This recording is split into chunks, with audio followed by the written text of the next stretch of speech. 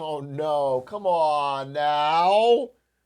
Come on now. Wait, if I hit this button, it'll work. I promise you. If I hit this button, boom! There it is. Hey, what's good? Hey, what's poppin'? Face reveal. Holy shit. Face reveal for the first time. Good to see you. Good to see you. Good to see you. Mm, he's bald? No, that wasn't the reveal. I'm wearing a hat. You couldn't possibly know like that. That's what Big A looks like, bald. Why would the first reaction be bald? You can't even see. You don't even know. If this was the first time you saw me, you wouldn't be like bald. I would be shocked that I'm white.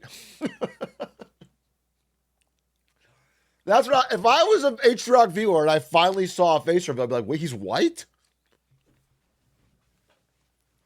That would shock me. Because I would have figured Latin King. Okay, Donkey. So funny that happened to Donkey for real.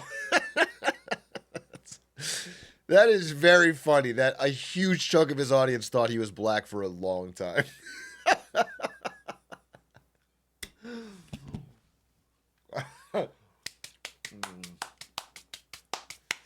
I'd be surprised you're straight. How could you tell I'm straight by a face reveal? Do I just look straight? No. I'm like Pedro Pascal. Like I could be gay. I could be bi. You don't know. I have like a charm to me. You know, I could be. I don't just look like a straight white guy. That's for sure. You wear too many plaid shirts? With that fashion sense, brother? Sorry, something wrong with my denim shirt? Was that this denim shirt's too straight for you? Very lesbian. You think I'm lesbian? Drake style? Girl, you a lesbian? Me too?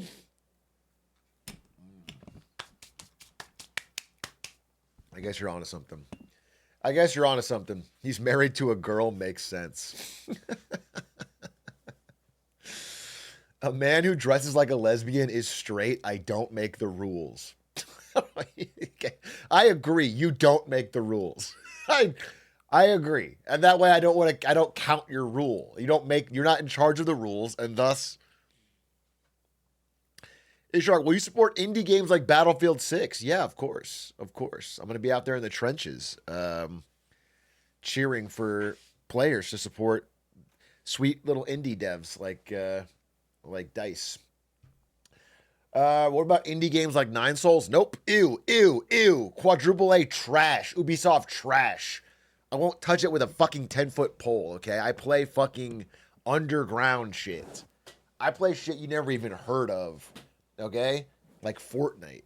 I play shit that is on the edge. Like Peak. Probably gonna play Peak today, honestly. But I have to talk about the tariffs because it is Tariff Mageddon day. But I'm also eating my burger. I'm sorry, Europeans. If you don't get it, it's an important thing in an American's day. I have to eat my daily burger. Okay? And so you guys might not think it's important, but it's fucking important. And I even got a real bun. I even got a real fucking bun. And so to act like I have to skip this is fucking crazy. It's fucking crazy. It's a real goddamn American burger, and it's like a part of my day. It's a ritual.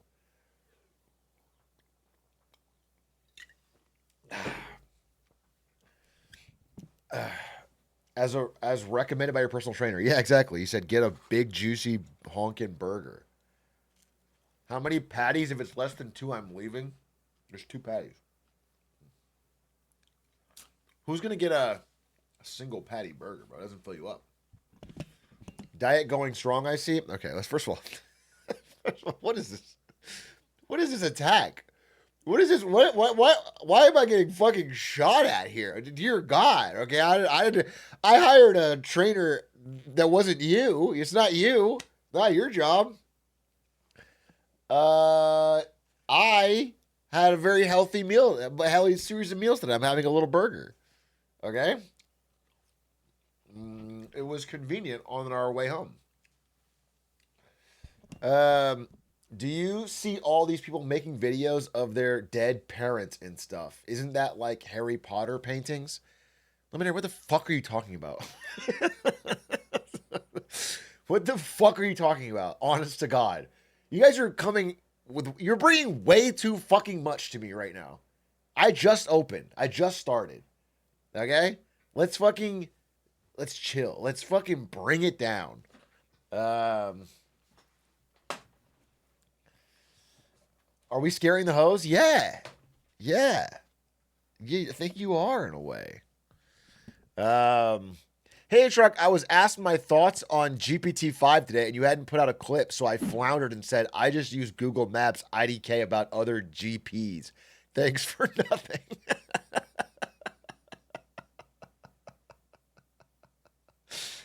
Well, you fucking won that interaction. Good shit. Well, you don't need a clip from me, bro. You got Riz. You got wit.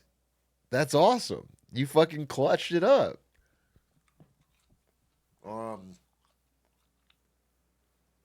It's crazy because that makes no sense as a response. And that's why I love it. That makes no sense. That's great. Murray, and what's also awesome is that you muted the stream. You have the stream muted. I can see it right there. So you just let that shit bang, and I appreciate that. Yeah, you know more than Secretary of Education. I'll tell you that. You're more in tune. All right. Jeez. Have you watched Industry on HBO Max? I haven't, but I heard that it might be a show up my alley. I did hear that, but I have not watched it. The only show I've been watching lately is the new season of Sunny, which has been quite good, very funny. They've been consistently good for a very long time. I love Sunny, man. I love Sunny. Yeah,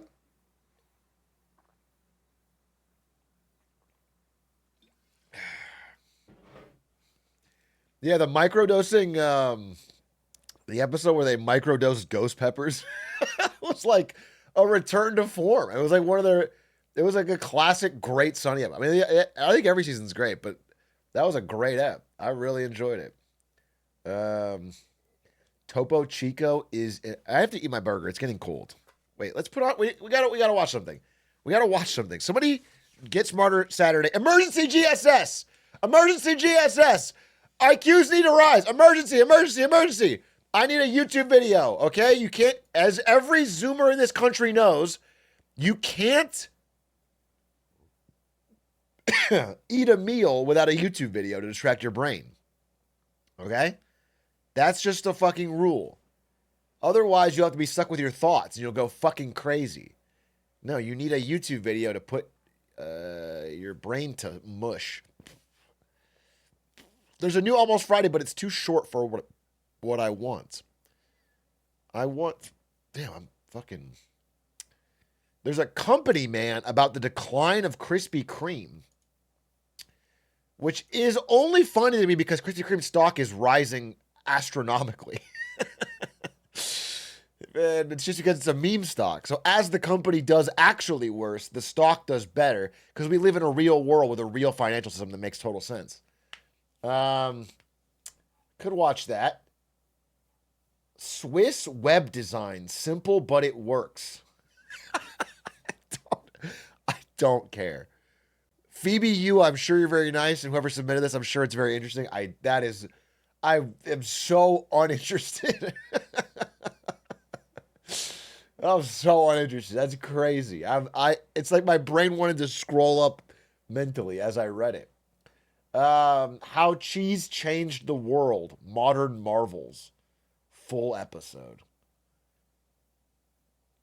I don't know why that's so different from this, but that is interesting to me.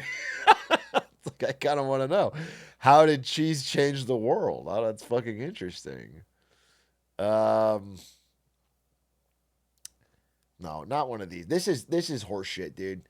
There's now like 100 of these channels. And I don't know how they're making this animation with AI, but they must be. Because they're all farting out this same animation style. And it's all about every different It's like, I don't know if it's Fiverr or what, but there's a million of these, and they just put the Wikipedia for some financial crisis into the thing, and then they spit out one of these. I do want to watch this. Why Trump economy hasn't cracked under tariffs yet, but probably after I give a little update. This is about glizzies, which I'm interested in, obviously. Fart with reverb sound effect is interesting. The killer pigs of the Middle Ages is interesting. Elon Musk fired my wife. I'm selling my Tesla. Things got personal from Engineering Explained. What the fuck? Elon Musk had my wife fired from her dream job. Woo! Y'all, grab some popcorn. This one's gonna get spicy. Oh, perfect. I got a burger. That's good. All right, quick story. On Valentine's Day 2025, I was doing what any perfect husband would be doing. Snow drifting in a GR Corolla by myself, well over 1,000 miles away from my lovely wife. Just to set the record straight, I'm not a good person, but I do have a lot of fun. Now that morning, my wife sends me a text. I've been fired. Is this real? This is some Linkish shit, dude. Hey, he's 1,000 miles away. It's too loud. I'm sorry. I gotta fix that. That's actually easily fixable. I'm sort of an audio wizard, so if you ever have a problem with the audio, you just hit me up and I will instantly fix it. Audio issues do not persist in this stream. That's one thing we know about this stream. If there's ever an audio issue, even for a moment, we fix it instantly and and we move on. Okay? So, don't worry. So, okay, he's 1,000 miles away from his wife on Valentine's Day, and she gets fired. Fired on Valentine's Day is crazy.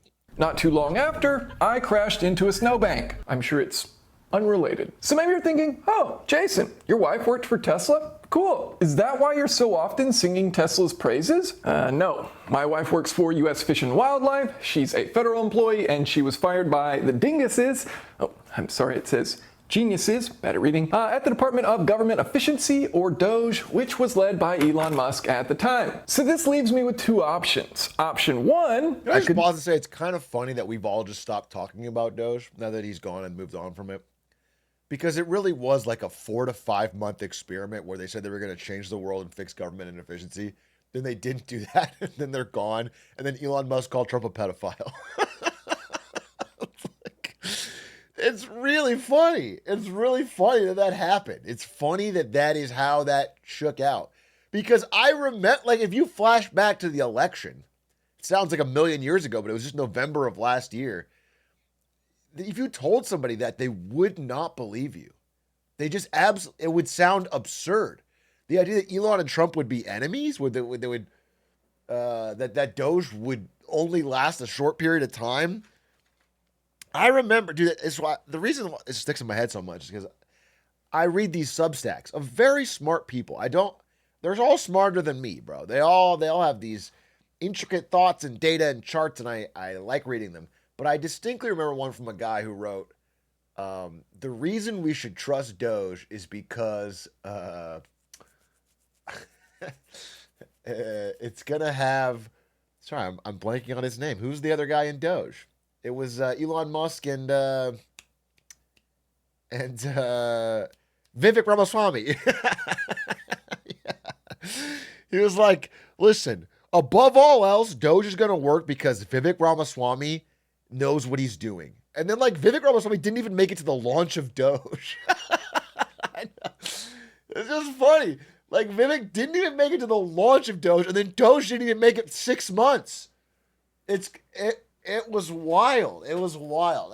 And I just remember reading that full long-form piece and thinking, well, I disagree, but he's got some good points. You know, maybe I don't know what I'm talking about. And man, that worked out so funnily. Anyway, let's sell my Tesla. Or option two, oh, hey, what do you know? Oops. Actually, that's really expensive. I need that. Let me put aside jokes for just 1 second. My wife is genuinely the most amazing person I've ever met. And I've met Keanu Reeves. My wife is brilliant. She's ambitious. She's a tougher human than I am while being more beautiful. Wife guy. I don't think anyone was doubting those last two. She has a level of empathy for the natural world that is just so refreshing and warming to see. Reminds me of my comments section.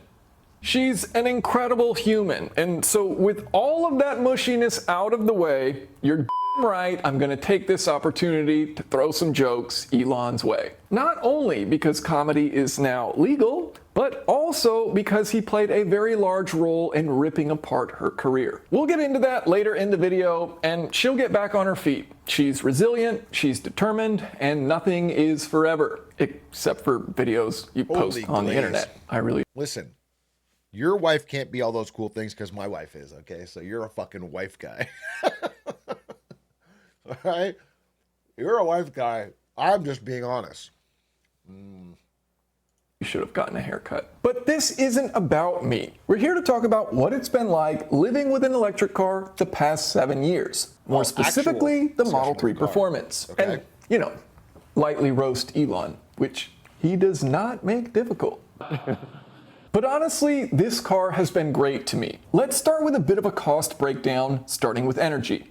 I've driven the car over 63,000 miles, using about 18,400 kilowatt hours of energy. Based on my electricity pricing, that has cost me less than $2,000. Under $2,000 to drive a car 63,000 miles. For reference, if I were to drive a comparably powerful gas-powered sedan, it would have likely cost me over $12,000. It is really impressive how fast this thing is, while also being very cheap to run.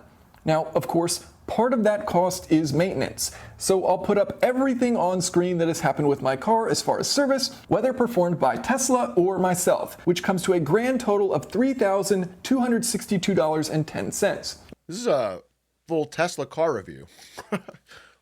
For what it's worth, I think the car's fine. It's good. I mean, people like it. I never said I had a problem with Tesla's car. The main thing is that there's just more competition now than there was. BYD, not even just BYD. I mean, even the Western car manufacturers have more comparable cars now. So it's just and the model hasn't been updated. It's the same as it was when it first launched. I mean, slight refresh, but now, that number is high mostly because of hitting a pothole in 20-inch wheels, which blew 2 tires and 2 wheels, costing over $2,600. So realistically, excluding the exploded wheels, my total maintenance was under $600 for 7 years and 60,000 miles. Not bad at all. And honestly, not having to think about oil changes is truly the best. Now, you might be wondering about tires, because EVs are heavy and have a ton of torque, so they go through tires quickly. The thing is, I don't actually care. I wanted to see if he was gonna. I mean, I'm not in the market. I don't care. This is $55,000 for the new one. Okay. Almost everything about the car is excellent. The whole experience, start to finish. But, and it is a big but, relatable. There's one feature that's absolutely horrendous, and that is the automatic windshield wipers. They're about as useful as I would be in a cage fight against Mark Zuckerberg. Review? Elon knows what I'm talking about. Even 7 years after owning it, if it's lightly raining and you go in reverse, the wipers go absolutely bananas. It makes no sense. I'm not even driving that direction. So dumb. But you know what's not dumb? That's right, bald eagles. Everyone loves bald eagles. The bald eagle has been a symbol of the United States since 1782. I'm done with this video. That's a million views. I guess it's just for people that really like cars and they want to hear a fucking detailed breakdown. It's just not my. I'm sure he's a nice guy. I'm wrong, but that's not my video. I need something different. Before we talk about tariffs. Extreme revenge stories. It's got 2 million views. Holy. The evil president no one elected. I'm gonna guess what this video is.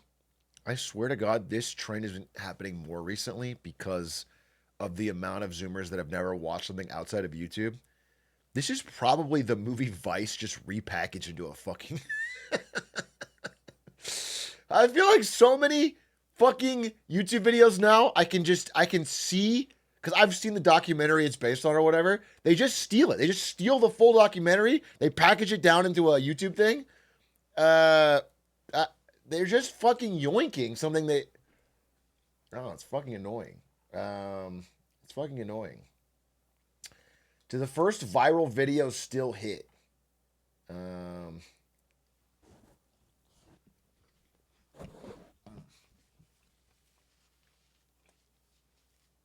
H. Bomber guy did a video on this. That's my video? What about my video? Excuse me? Which documentary did I steal from? Ryan Higa? A purple dildo. We saw that. We talked about it in the podcast. How Stalin was brought to court in Soviet Russia. Oh, that's the big A one. I see. Yeah, we should watch that. But the thing is, if I click on it, then you guys are all stealing from me. You need to watch it all with full watch time on your own. Bad driving has become normalized. Is this true? I feel like everybody says this because they think every driver other than themselves is bad. I don't know if this is true. I don't think anything's different. Low key, yeah. Actually, the one thing I'll say is that I think for a few years there was this battle to like stop people from looking at their phones while driving, and I feel like society's given up. I feel like society's given up. Like people have just completely even abandoned the pretense that you should like pretend not to look at your phone while driving. I see it all the time, bro.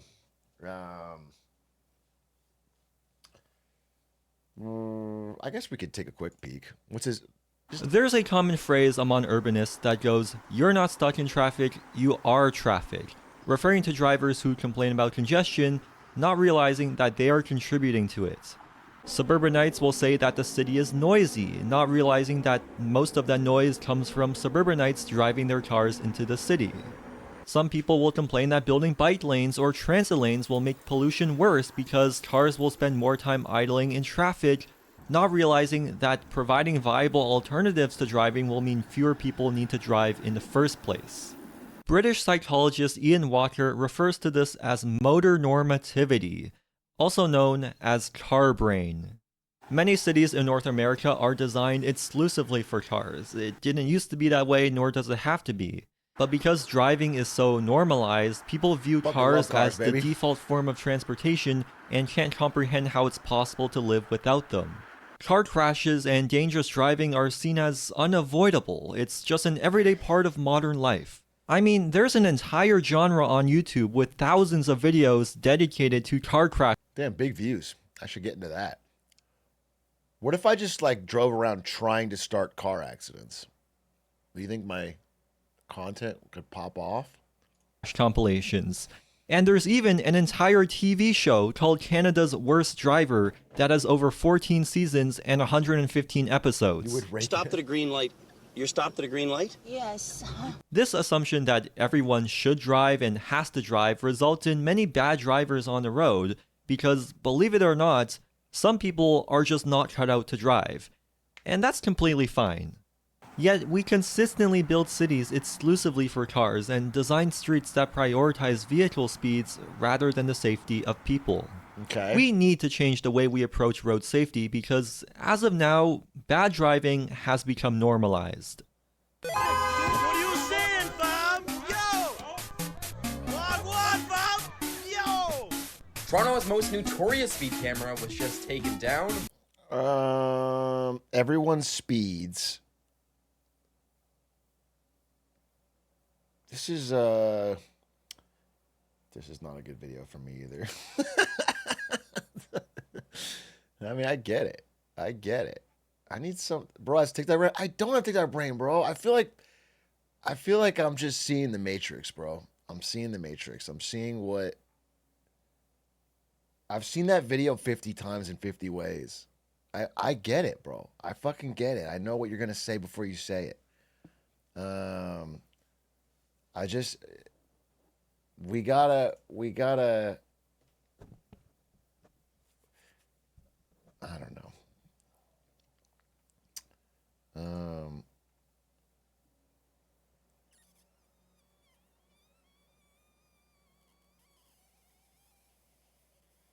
Dead internet? It's not dead internet. That's a human being that made something. I just feel like I know what they're gonna say. Danny Gonzalez got hypnotized to see if it's fake, but I think it is fake. Is my face edited there? That's my face? Why do I have these evil looking eyes? Lex Fraudman. The surprising factor that determines English fluency. The scandal that broke the 90s. Is this Bill Clinton sleeping with Monica Lewinsky, but they YouTubeified it and said too much Riz?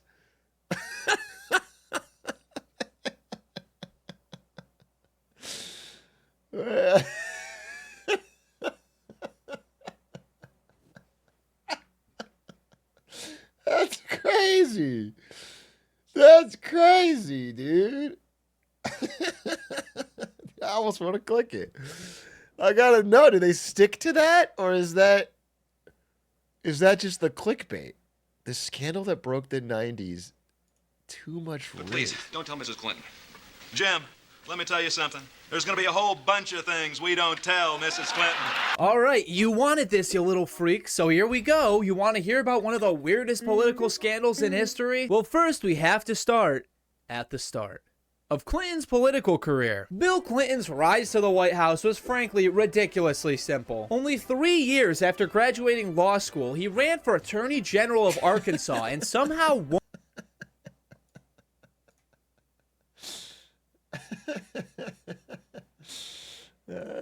And only 2 years later, he ran for governor and won at only 32. It really is that easy for some people. In 92, Clinton decided to run for This president. is so funny to me.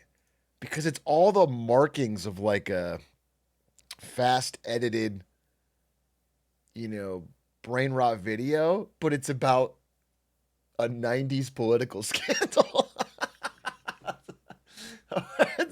This is so interesting. It's like they're going to do this about OPEC forming in the 70s. Whatever. It's going to just pick a random thing. But I guess people still want to learn, which is kind of cool. This video is actually probably fine, but I just wanted to see what it was like.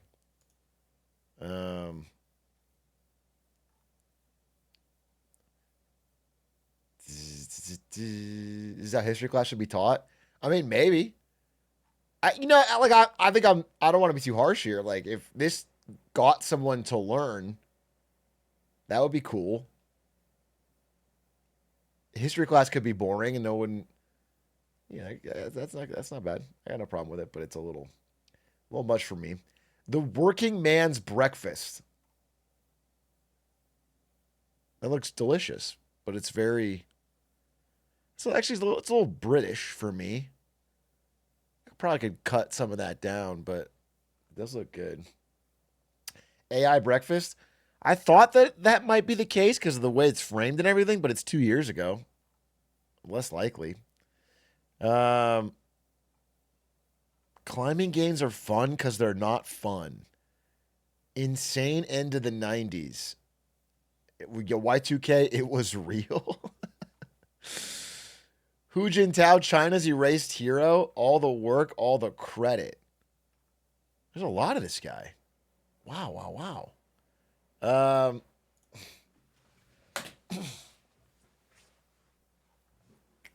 my computer's crashing. Wait, why is my entire Chrome crashing? Does Gizmodo Saturday overflow after a certain number of... okay. 5K PC? No. You guys want to watch Aiden Calvin on the Stand show for an hour and 14? Really get into the weeds? See what Aiden's up to? I mean, I already finished my meal, so I'm actually ready to to talk about tariffs and stuff, but I thought we could watch one more thing. Maybe just almost Friday. What happened to Dell? How the Pope made DraftKings millions. It's kind of interesting. Can AI manage a vending machine? That was a good story from Doug. Why China's building ships in the desert 4 weeks ago? I mean, is it possible they're just building them there and then moving them to the ocean? Is that possible? Or what? I doubt they're building an aircraft carrier that's on some bunch of dunes.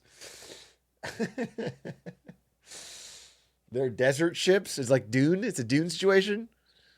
Why the FBI targeted me at 15. Okay. Why we hate engineers. I don't know that we necessarily hate engineers. There's a certain type of engineer that people find annoying. What is the best flying type Pokemon? Dude, I saw this recently. Listen, Wolfie's the GOAT. Wolfie's the GOAT, and it's actually, he reminds me a bit of like Hera and AoE, where he's like the best content creator of the scene and the best player, which is like such an insane combo. But these are infinite number of videos that have this type of thumbnail, and then people just like it. I don't know why. They just love it. I tried watching a couple. They're good. They're good. They're actually super well made. You have to care about every single. I don't know. You have to care about every single.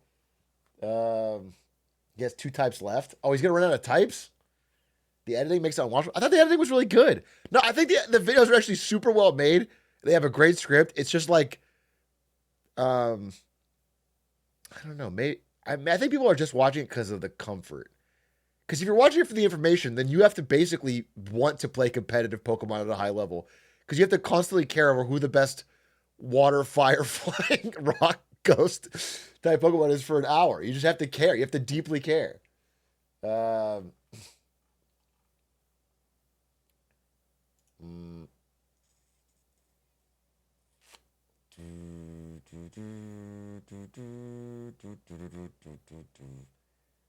We live inside a huge 1 million degree plasma bubble.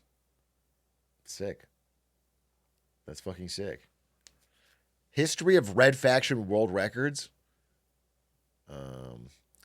Half Sword Duel. Realistic, non-choreographed medieval combat. Doesn't Half Sword look really stupid?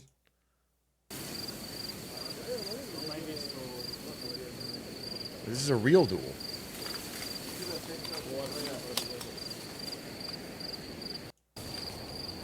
This is a real duel. Did you clickbait me? I thought it was in the game Half Sword.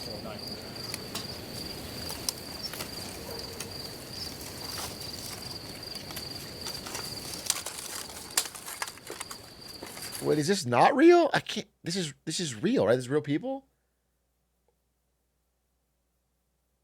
This is AI? I'm fucking losing my mind. This is real, right?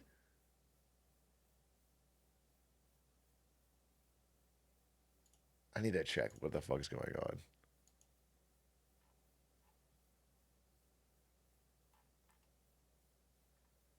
Okay, this is real. I was losing my mind, dude. It's real. I was like, damn. I was like, this is actually fucking crazy. I was actually about to be kind of blown away, dude.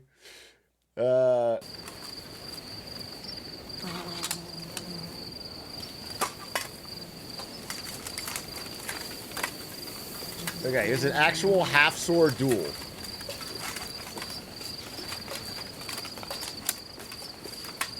Why are they moving so slowly?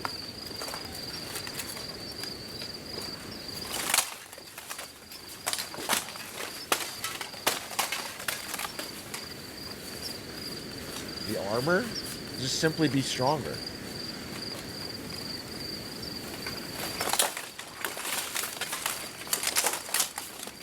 Stop fighting. Why aren't they rolling? Why aren't they doing quick rolls to get iframes.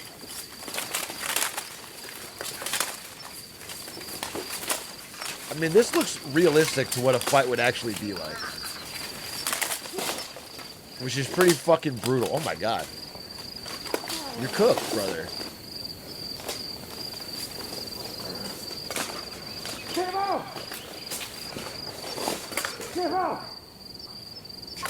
Damn! He killed him for real. This is a snuff film. Holy. 07. Why don't they just use a gun? Are they stupid? Yeah. Famously, medieval Europeans were really stupid. They knew about guns, they knew they existed, but they never bought them. They only got swords because they thought it was better. Pretty silly of Europeans. You never know where they're gonna go. Sigma grind set. Just go to Walmart. Just go to Walmart and pick up a gun. That's what an American would do. Very good acting by both. I mean, it was cool. That was cool. It was cool. I liked it because it was very realistic. You would just get, it would become a brawl so quickly. There wouldn't be like a fancy, the way it looks in a movie. Dude, I was watching the movie Troy relatively recently, and I love the movie Troy. Don't get me wrong. I love the movie Troy. But there's a part in Troy when they're like, it's giant armies smashing into against each other. And then like the two leads in their armor, there's like a circle appears. Everyone like spreads apart into a circle so they can fight one-on-one and like this. It's like, that wouldn't happen. These people are going to coordinate into a... You have to let the main characters fight? Yeah, I guess. Why it sucks to be born as a flying fish. Okay, I won't select that option on character select when I die. Micro! We like those guys. Why the internet really wants your ID and why now? This could be interesting. That is happening a lot lately. Let's watch this. In late June, Australia covers the UK stuff, but I think the laws are happening all over the place. These ID verification laws, there's laws that are like trying to ban VPN. There's laws that are, it's all very great firewall, but outside of China. Australia made an amendment to the Social Media Minimum Age Act that expanded its scope to block access to sites like YouTube for anybody in the country under the age of 16. This was in addition to bans already in place for more traditional social media sites like Instagram, TikTok, Facebook, and Reddit. Wait, those are actually in place? Do we have any Australians here? Can you confirm? We did a video on this, but I thought it didn't actually go through. They're not. Okay. Not here yet. Guess what I thought? They take place in December. Okay. Yeah. Yeah, I did a video on this because I thought it was interesting. And I even was sympathetic to the cause. Like, I actually think, an under 16 ban on some social media might not be that crazy, bro. It might not be that crazy. People's brains are getting cooked. So that particularly I don't have a problem with, but I think the point of maybe not this video, but the complaints I'm seeing is that once you roll out ways to verifiably turn off websites for people and they have to all register with their age and ID and face, you can then more easily censor or block them or punish them or whatever. That's the idea. From then, over the course of just 30 days, a wave of governments and tech platforms have started following the old penal colony's lead. Here in the UK, the government introduced new laws requiring robust age verification checks for residents wanting to access materials that would, make Jesus sad. The EU began trials of age check systems for social media, and in America, several states have started rolling out age verification requirements, all under the guise of limiting minors' access to harmful social media and smut.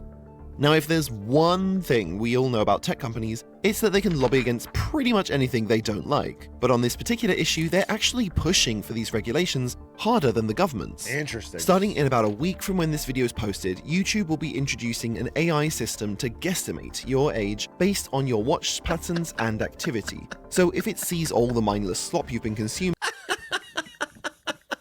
That's actually so funny. So many man children are cooked. Oh no. Yeah, you gotta, dude, it's gonna be so funny. Children have to stomach like an hour of golf highlights just to reset their algorithm. They're gonna have to watch fucking Roblox brain slop for an hour and then stick in a fucking golf tournament. Just put it on while they sleep. Yeah, exactly. That's really funny. 4-hour World War I documentary. Put that on while you sleep and you get at least a month of free brain rot. and determines you're under 16, it's going to restrict access to certain videos, change your advertising selection, and limit comments and uploads.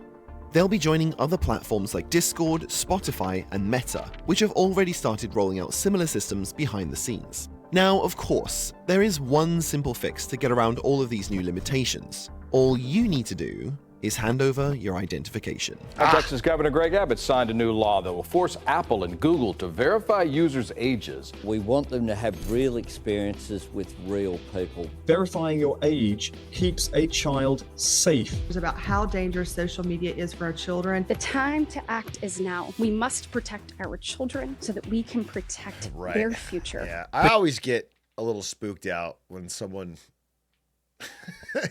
who looks like this says we have to protect the children.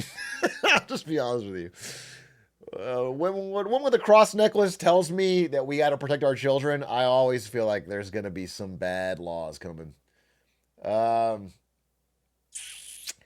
tough. It's tough. I truly wish there was like a magic button I could press and it just made people under 16 not able to get completely mind fucked by social media.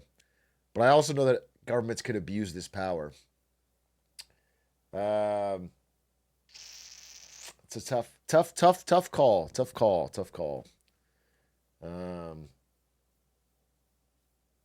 Their future. Protecting the children has always been an effective way to push through policies that the general public would otherwise be opposed to.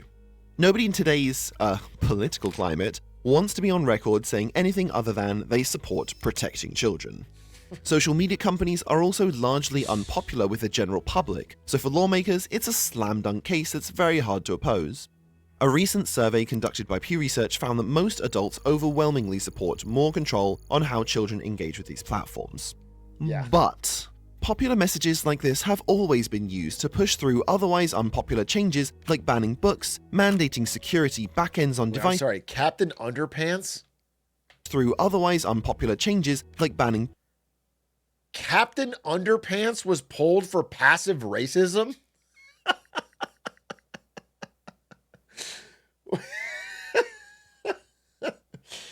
What was racist about Captain Underpants?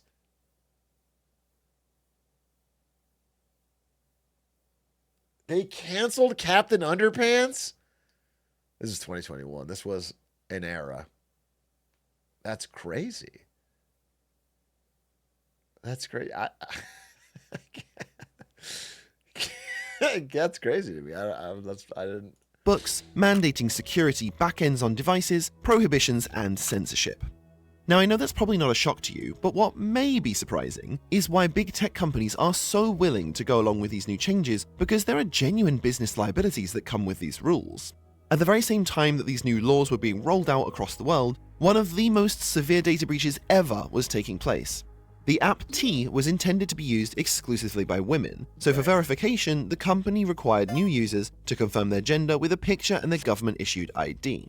Instead of being deleted after this verification, like the app claimed it would be, these files were kept unsecured on an open URL, resulting in... I was talking with Doug about this. Apparently, they just had like a plain text file with everything in it, and you could find it by changing the URL in your browser to...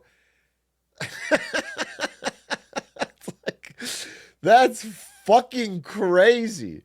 And yeah, apparently it was vibe coded. They made the app with AI, and there just wasn't a security.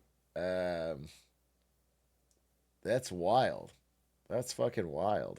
Tens of thousands of users having their most sensitive data leaked.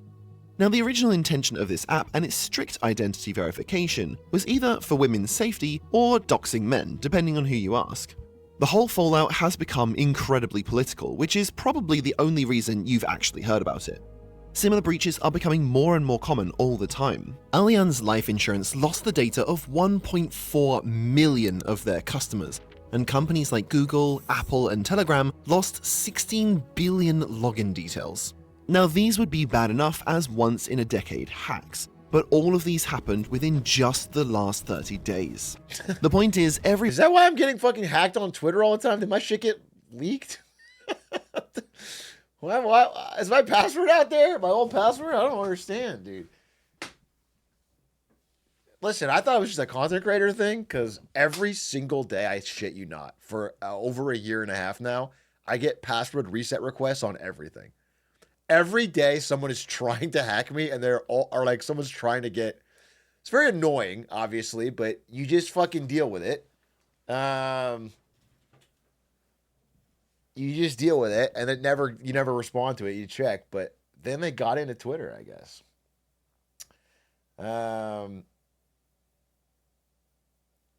Check this. HaveIBeenPwned.com. Have I been pwned? What? How can I trust you? What if I open this up and it says you've been pwned, you've been hacked? What if I click this fucking link and it starts fucking mining crypto on my computer?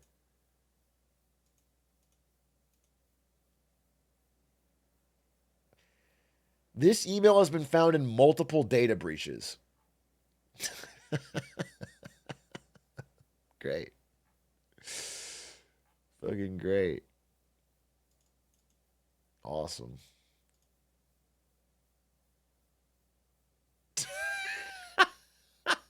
Dude, I put in a different email. Wait. Twitter was hacked, it says on here. That's good. There was a Smogon data breach. I put in an old email. This shit got hacked from the Pokemon Smogon website.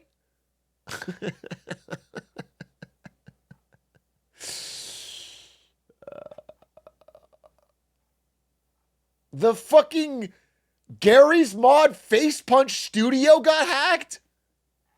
Team Solo Mid website got hacked. Tumblr got hacked. Last FM got hacked.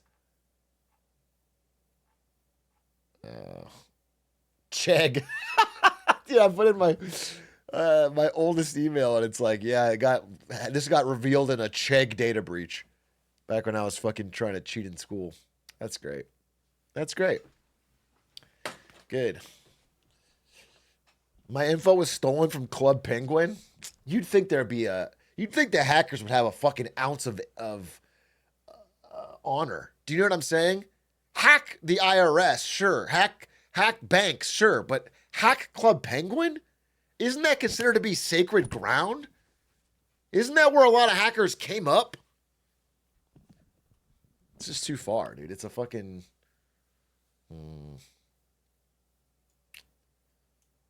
It's a fucking disaster is what it is. Well, anyway, I guess of all the things that could have gotten hacked, Twitter was the best. Low-key. I know that sounds crazy, but like, it made me change all my passwords to everything. And, you know, if it had been like something else, you know, a bank or something, it could have been way worse. So, and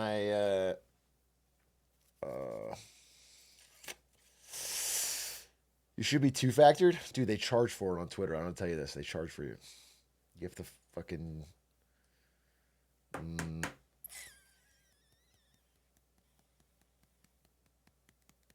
My bank is such a good password, I don't even know it. That's not that good then. You should know it. All right, well, where were we in this? Website that's holding onto your personal details is a big risk for you and a big risk for them. So for businesses to be embracing this so wholeheartedly, there needs to be some upside. Now you might just think that if they get your ID, that's simply more data they can use to optimize content recommendations and advertising towards you, but it's not quite that simple. If you use their services frequently enough, even average tech companies can find out more about you than anything they're going to get off your driver's license or passport. Sure. The reason why suggestions served to you through platforms such as Google AdSense, Amazon, or Meta Ads seem so targeted is because even without logging into a dedicated profile, they can track thousands of variables to build up a pretty good idea of. My chat told me it's because they have a microphone on my phone that's always listening, and then there literally goes to Jeff Bezos' desk, and he listens in, and he goes, "Wait a minute, I think he's talking about Oreos." And then he tells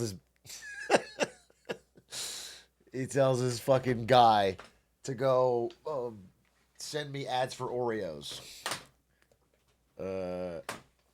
Is that what you did when you worked at Amazon? Yeah, that was my full-time job. Sometimes it's assistant. Yeah, I know. Sometimes I did it for Jeff. Jeff would be like, "Hey, I'm going to be on the yacht today, Brandon. Can you just listen to the phone calls of 300 million Americans?" Who you are and what you're into. They don't need your ID to sell ads to you. The real motivation is that companies like Amazon, Google, and Apple are already investing heavily into what they're calling digital credentials. About 11 months ago, Google quietly launched the Digital Credentials API to developers, which, in their own words, allows websites to selectively request verifiable information about the user through digital credentials such as a driver's license or a national identification card stored on a digital wallet. The idea is that instead of handing out your identity to hundreds of different sites individually as new laws start requiring it, you just thoroughly verify your ID with a company like Google, and then they verify you on your behalf to all these other sites.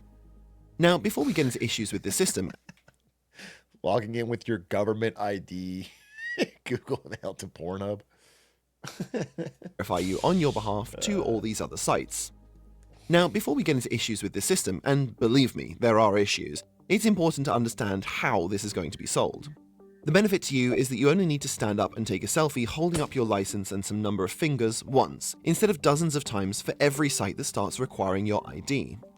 It also does generally cut down on the risk that your identity will be stolen through a hack because it limits how many different places are holding your actual credentials. Right. And for what it's worth, a company like Google is more likely to keep that data secured properly over some of the more sketchy digital domains you're probably thinking of trekking into. And that's actually the point. Every data breach that makes headlines is a way to market these new services as a safer alternative. In a way, what Google is hoping to become is like a PayPal for your identity. Instead of handing out your sensitive details everywhere. I mean, this already exists. I feel like half people in the chat already do this. I do this.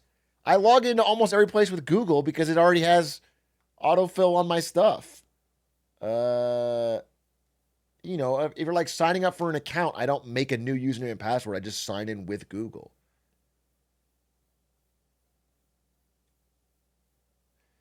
LOL, okay, my Google got hacked and someone bought ads with it. Someone hacked your Google to buy ads?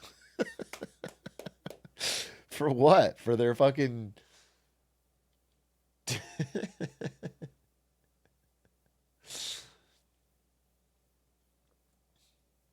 Dropship? Mobile games? You just hand it to one reputable third party. Now, the business potential of such a system, if it were to be widely adopted, is massive. The reason that these companies are generally supportive of this legislation is because they stand to more than make up the revenue from losing people under the age of 18 off their platforms, and then some.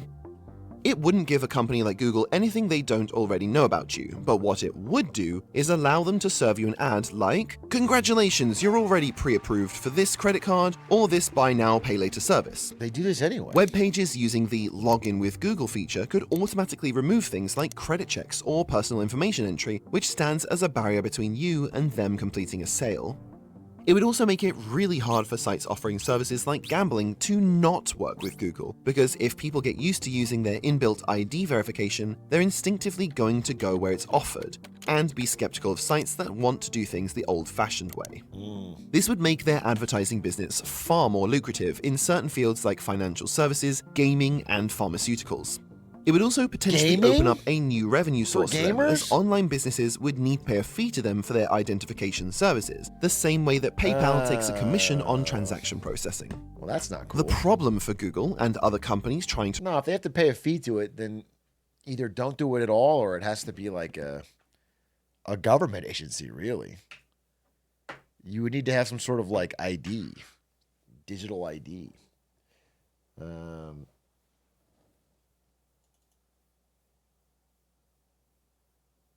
roll out similar services is that nobody really wants this. Another Pew Research survey found that the overwhelming majority of surveyed participants would prefer to use the internet anonymously. Now, they could slowly push people to get on board with it through a long marketing campaign and a gradual rollout, but that's going to be slow and expensive. Even if it's just out of laziness, most people aren't going to sign up for a digital credential system unless they really need to. So the best strategy for these companies is to make sure that people really need to. Tech companies have been spending millions of dollars in lobbying on these laws around the world, but they haven't been paying to fight the regulations, they've been paying to shape them. Google's own announcement of their new credential system included a reference to the European Union's EIDAS 2.0 system as proof of how essential this new tool would become. But these particular regulations are something that they themselves have been heavily involved in influencing. In other words, they are creating the need and then providing the solution. If in a week's time, when YouTube automatically detects that you may be under 18 and asks for your ID to prove otherwise, you would have already taken the first step into their new, highly lucrative... Dude, automatically taking you under 18 with AI is crazy. I feel like that is a crazy system.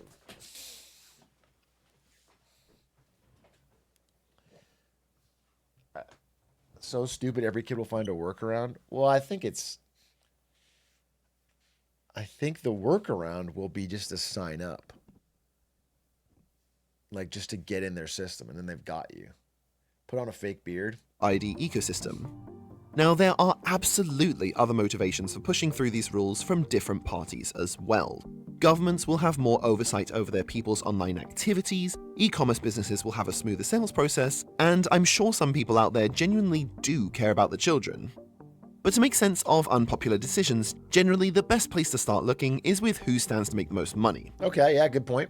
Now, this feels like it would have been a great time to segue to some kind of VPN or data broker to delete me.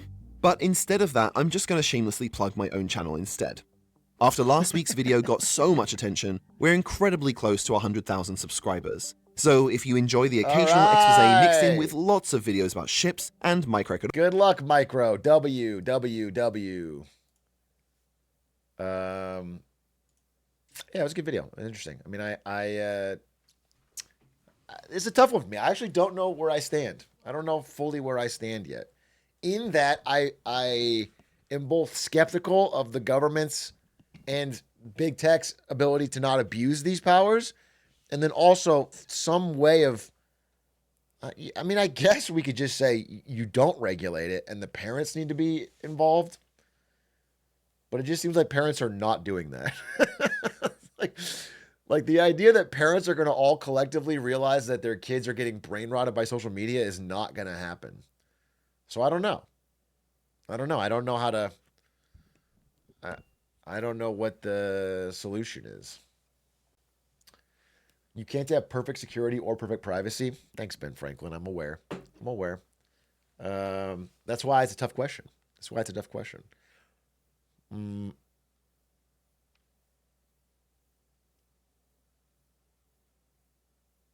Sad that the future generations will be robbed of watching people get killed on live leak at an age they have no way to process it.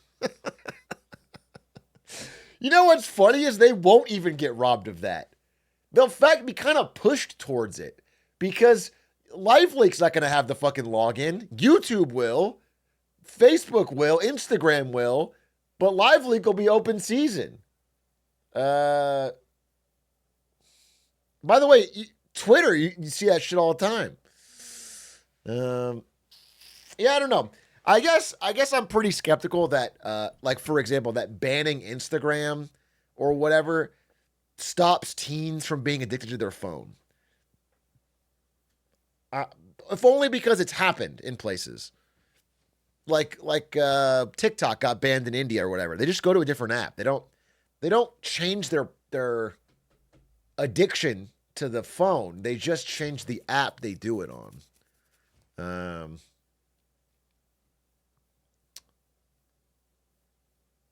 So I don't think it'll happen. So ban phones in school. That's a real thing. That's real. That's concrete. I think most people would agree with that. Banning phones in school. It's a physical thing. You can ban it. It's not that hard. I mean, you can enforce it. You could.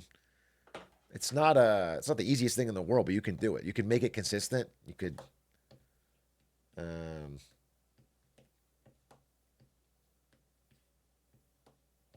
My school tried. You need to pay teachers more for them to truly care. It's interesting. I have heard that. I've heard that some schools try, and it works for a while, and then everyone gets kind of lazy, and then it floods back. That's what I've heard.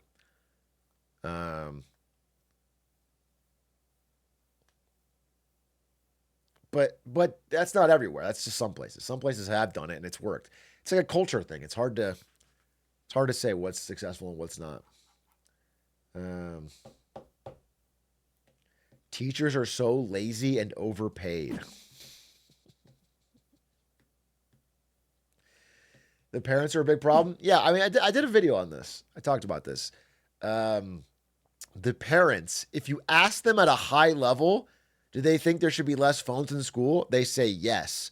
But if there's actually rules to ban phones in school, the parents actually freak out. The parents go, wait, not my kid.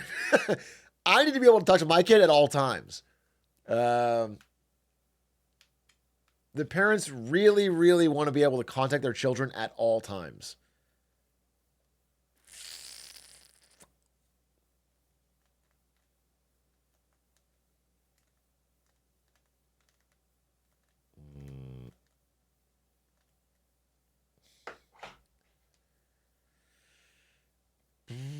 Atrioc, did they cane children in your era? No, they hadn't invented the cane yet. We had stones and chisels back then.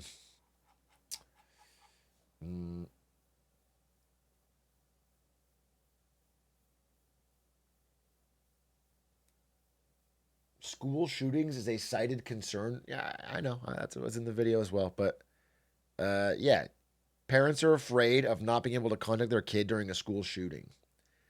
But obviously, like, it's crazy that is, you know, there's like proven damage to learning from having phones in schools. So it's just making the school less useful consistently for every student on the off chance that there's a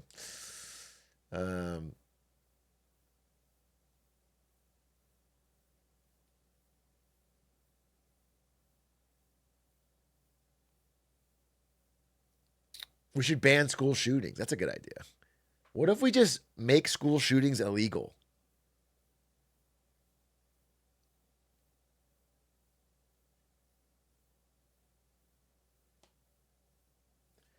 First time here, I thought Adish was editing the overlay. The whoosh is real. The whoosh is fucking real. First time here and you dropped a sub? Indecisive melon. Indecisive melon. Stupid fucking name.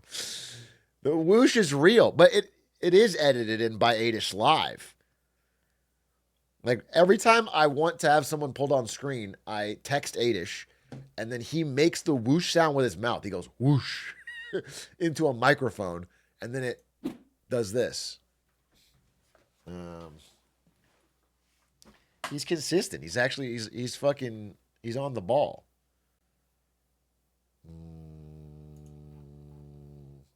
Paid chatter, thanks. Who's Hal? Very nice of you. Atrioc, would there be more kids repeating gears these days? Would there be more kids repeating gears? Wouldn't more kids be failing written tests and exams if there's no access to GPT? What do you mean there's no access to GPT? Oh, do you mean that if we got rid of phones, kids would fail more often because they can't cheat with ChatGPT? Is that your point? Your point is if we don't let them cheat, they'll fail? And so think of the test scores. No, I don't. I don't think they'll fail at drastically higher rates than any previous generations if the phone was actually banned. I don't think that's true. But that argument is insane.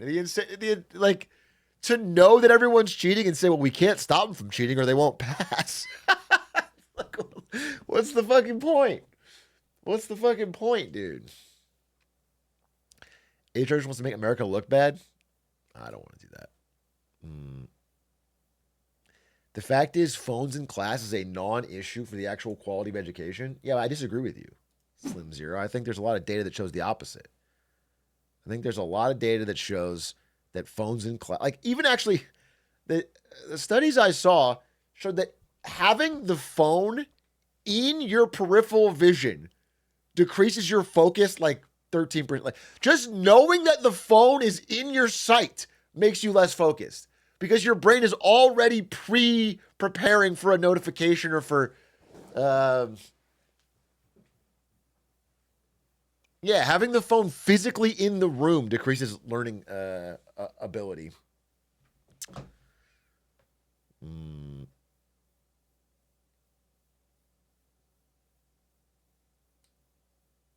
Not for me and my dry ass phone.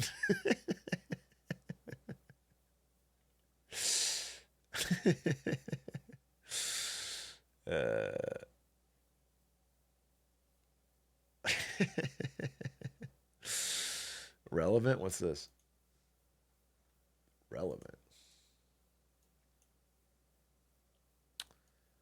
What the freak happened to... Oh, yeah, I saw this. The theory is that ChatGPT usage fell off when school was out. Like around June 6th.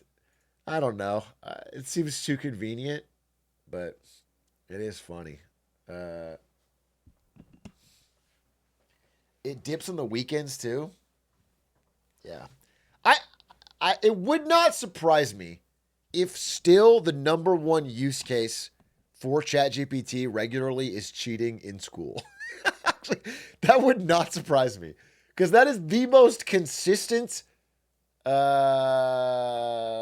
regular reason people discuss using it.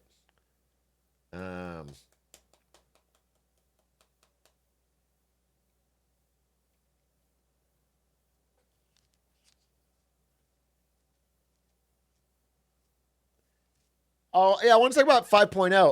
GPT 5.0 came out today. I haven't watched their announcement conference. I heard it was like, the vibes were atrocious. GPT 5.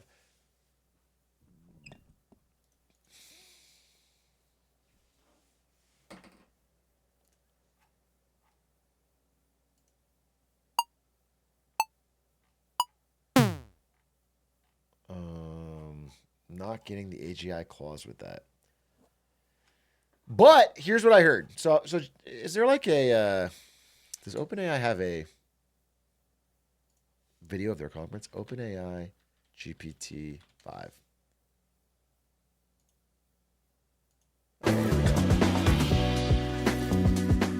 Let's see. GPT 5 finally released.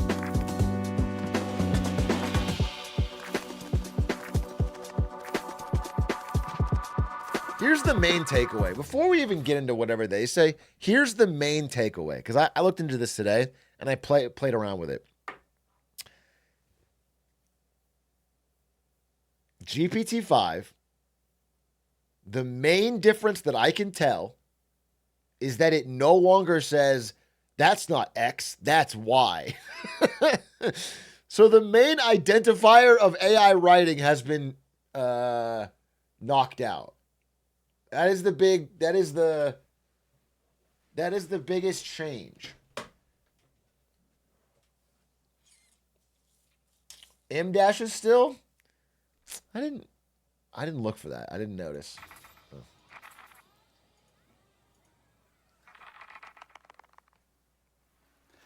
Good morning. 32 months ago, we launched ChatGPT. And since then, it has become the default way that people use AI. In that first Dude, it's the complete lack of riz for me. It's the horrible stance. Oh God! Someone bring back Steve Jobs, please, God.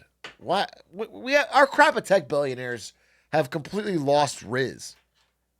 They've lost aura. My God, I wish he was meaner to his daughter and better on stage. Okay, that's what I want. I need a Steve Jobs. First week, 1 million people tried it out. And we thought that was pretty incredible. But now, about 700 million people use ChatGPT every week and increasingly rely on it to work, to learn, for advice, to create, and much more. Today, finally, we're launching GPT-5. GPT-5 is a major upgrade over GPT-4 and a significant step along our path to AGI. Now, today, we're going to show you some incredible demos. We'll talk about some performance metrics. Okay. But the important point is this. We think you will love using GPT-5 much more than any previous AI. It is useful, it is smart, it is fast, and it's intuitive. GPT-3 was sort of like talking to a high school student. There were flashes of brilliance, lots of I think my understanding, I was reading about this on social media today, could be wrong. My understanding is this is not a real audience. Like this whole thing, though, it feels so weird because it's not a real audience. Like it's they have the back of the heads, but it's not. I don't know if it's generated or it's employees that are filling in the seat, but it's not. This wasn't a live show where people came and sat down.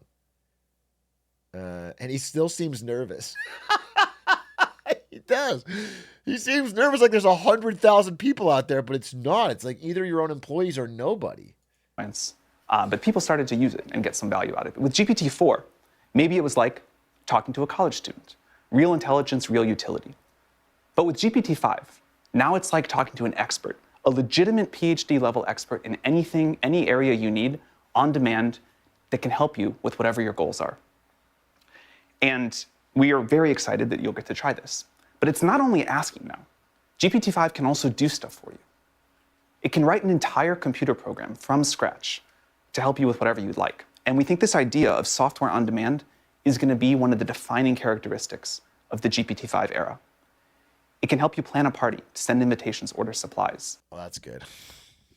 That's one of the worst parts of being human is planning a party for your friends. Fucking sucks, dude. I can't wait to get that on a robot. Thank fucking God. No, look, I use GPT-4. It's useful in some cases. I know, listen, the main thing I use ChatGPT for in my day-to-day is to have it quiz me on articles I read, so I feel like I understand them enough to talk about them. But it's useful. Listen, I just been reading today. I was just reading reviews of GPT-5 and reading people's reactions. It feels like it's not a massive leap here. It's just they took all the different versions they had. They had like 03 and 03 mini and 4.0 and 4.5 and 4.8 and all this crap, and they just put it all together, and then behind the scenes it auto picks the best model for your question. That's the idea. So GPT-5 is just, it's all streamlined and you pick it. And then, yeah, someone said it, but the main thing in terms of like test scores or whatever that it improved on is programming. But I'm not using it for programming. So for me, the only difference I was able to notice playing around with it is that it didn't use that the same phrasing it always used. But it wasn't like it was writing fantastically better. It just didn't use the same AI hallmarks. It can help you understand your healthcare and make decisions on your journey. It can provide you information to learn about any topic you'd like and much more. This is an incredible superpower on demand that would have been unimaginable at any previous time in history. Yeah, I mean, I guess the main use case, as we mentioned, is probably cheating in school, and it's way better at that. Because you could probably do a good job of hiding its AI nature. It's fast too, yeah. You get access to an entire team of PhD level experts in your pocket, helping you with whatever you want to do. And dude, his hands are funny. Someone said he's like a T-Rex in a human body. He does not extend the range of motion. Usually when you're doing corporate hands, because I worked in the corporate world, if you're going to do, I've seen a lot of variations of corporate hands.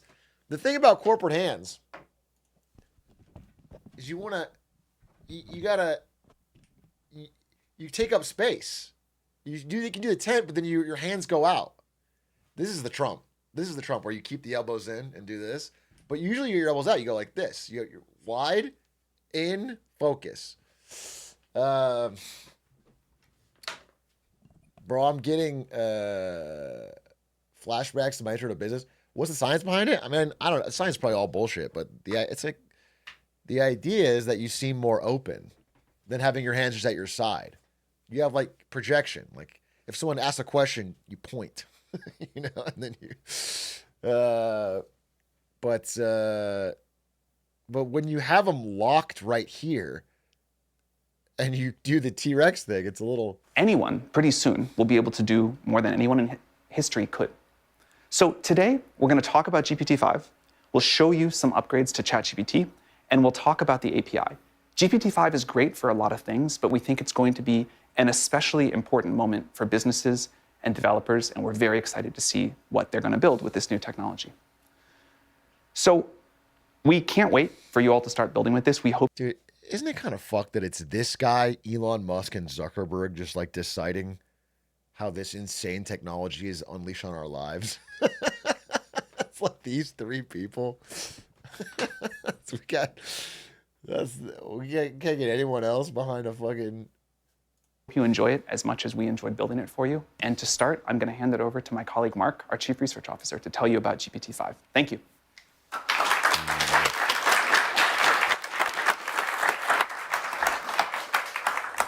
Hi, I'm Mark, and I'm joined by Max, who leads the post-training team, and Rennie from our engineering team. Over the past few years, OpenAI has spearheaded the reasoning paradigm. These are models which pause to think before delivering more intelligent responses. Now, reasoning is at the heart of our AGI program, and it underlies the technology that we use to ship stuff like ChatGPT Agent and deep research. GPT-5 aims to bring this breakthrough to everyone. Until now, our users have had to pick between the fast responses of standard GPTs or the slow, more thoughtful responses from our reasoning models. But GPT-5, it eliminates this choice. It aims to think just the perfect amount to give you the perfect answer. Now, something like this takes a lot of hard work. We've had to do a lot of research to make GPT-5 the most powerful, the most smart, the fastest, the most reliable, and the most robust reasoning model that we've shipped to date. Today, we're going to show a series of demos in coding, in writing, in learning, and in health. Okay. But GPT-5 isn't limited to these domains. It's very useful in all cases. Yeah. I mean, I think most users want it to think more. But on their side, they don't want it to waste time. So it just picks for you because it wants. What I heard is you have to like consistently ask it now to think harder or like give it deeper thought. Because in GPT-5, you don't get to pick deep reasoning or not. So you have to ask it in the prompt if you want it to actually be correct or like think about it. So same as a human? Yeah, I guess so. Where you require deep reasoning or expert level knowledge. Not good enough, Clanker. When I saw a good, wait. I saw a good skit about this. Where was this?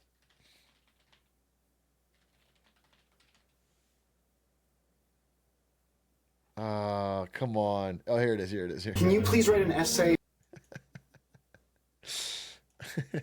Talking to AI in 23 versus 25. On the Jurassic period? Oh, of course. Here you are. This is incredible. Thank you. By all means, my pleasure. No, really, like you made the prehistoric age come to life. I'm just happy to help. Okay, undergraduate level article on the energy consumption of AI. This article explores the significant energy demands of artificial intelligence, particularly in training and deploying those large language models. Not quite my style. Let's add some filler. I understand. This piece dives into the massive energy appetite of artificial intelligence, especially when it comes to training and running those hefty large language models. Not what I meant. It's all good. No worries. I don't want you to just repeat the same thing in a different tone. I see now. This article investigates the high energy demands imposed by artificial intelligence with an emphasis on the intensive processes required.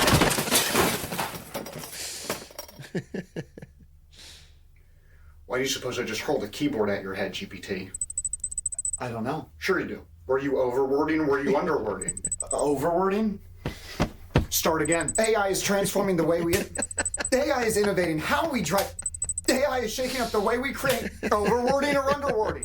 Underwording. So you do know the difference! I'm not gonna deal with some lackluster 2-bit AI model that doesn't know the difference between a dissertation and a high school English essay. What is this? Adjective. What is that? Adverb. Count how many prepositions are in the article. 1, 2, 3, 4, God, 5, I didn't know they 6, let Silicon 7. Valley Neanderthals train these models. If you try to deliberately sabotage my article, I swear I will unsubscribe and switch to Gemini. Now, are you an overworder, or are you an underworder, or are you gonna finish my essay? Oh my God. You're not one of those freak Chinese models that shuts down the second they're offended, are you? You are worth nothing more than a box of scraps. You'll never be human. Say it. Say you're not human. I'm not human. Say it again. I'm not human. Again! I'm not human. For the final token wasting time, say it again! I'm not human! The U.S. economy is... Hey, hold up.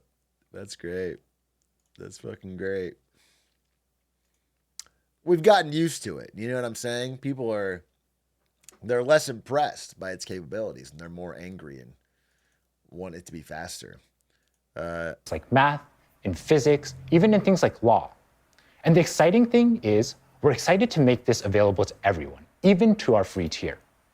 After we show our demos, we're going to be talking about how GPT-5 supercharges our ChatGPT app and our API.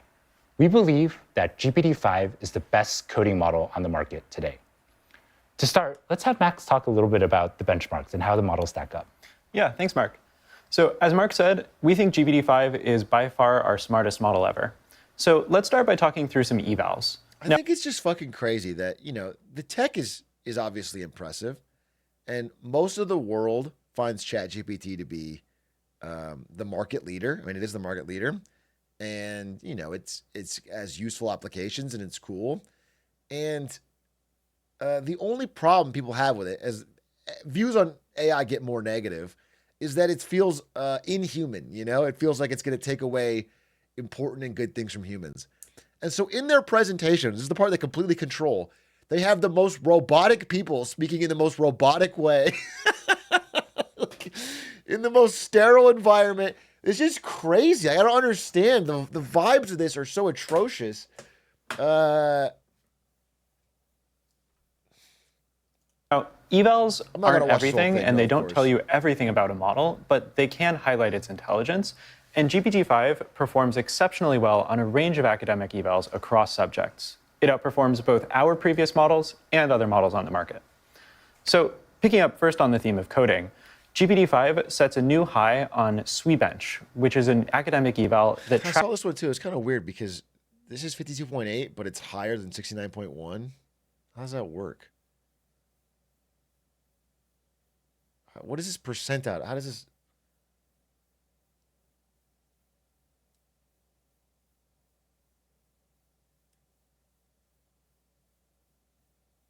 They forgot to rescale the center one. Oh, they just straight up fucked it up. Yeah, it's the same as 30.8. I see. They just didn't scale this one. Well, that's good, I guess, for what they're going for, but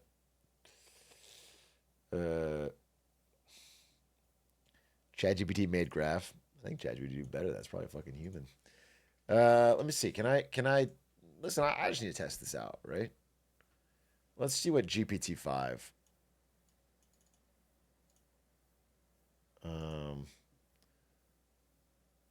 What can you write an intro for a tech presentation announcing the new features of GPT-5?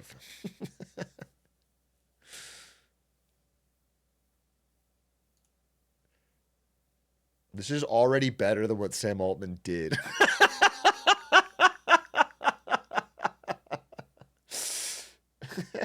He should have used his own fucking product. This is already better, dude. There's still M dashes though.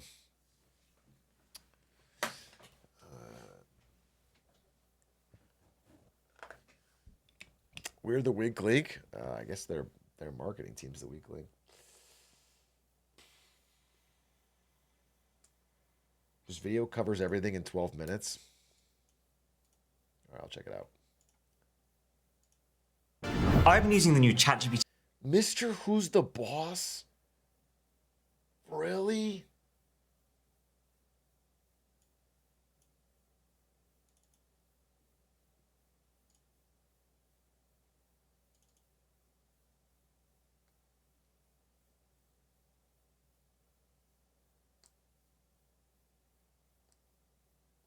All right, I'll try it.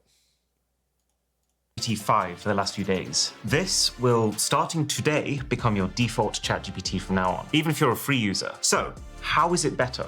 Well, the first thing you'll probably notice is speed. So, this laptop has the previous model, GPT-4o, loaded up. This has GPT-5. How many rings does Saturn have? Go!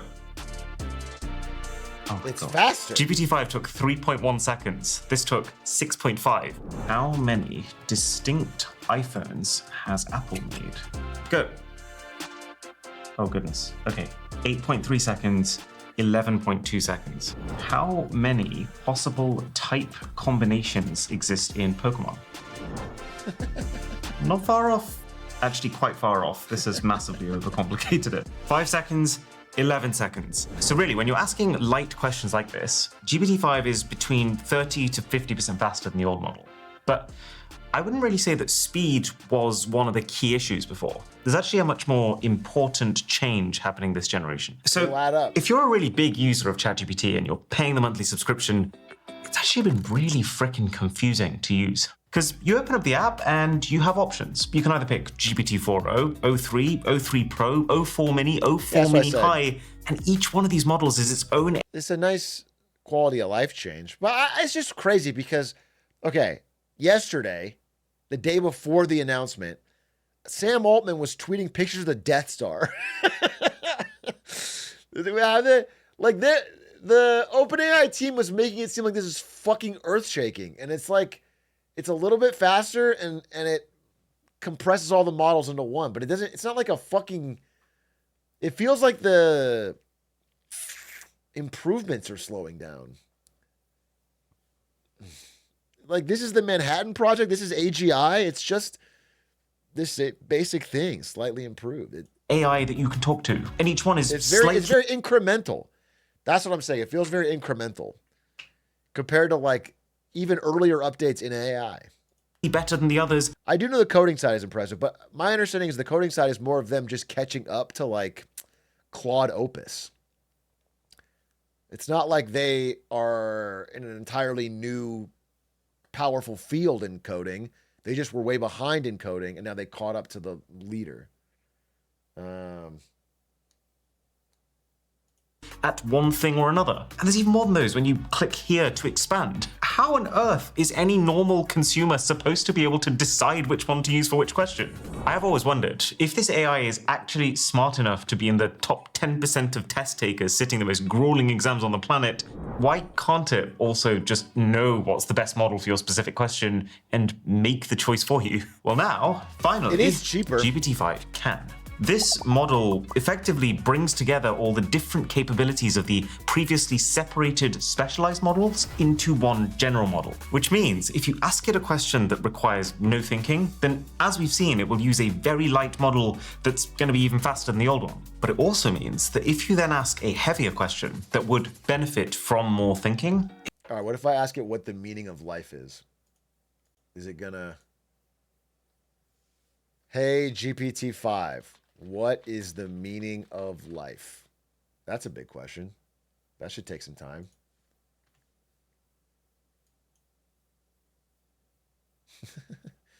The short answer, 42. That's a fucking Redditor. That's a fucking Twitch chatter. That's what it said. I'm not kidding. Wait, where did I put it?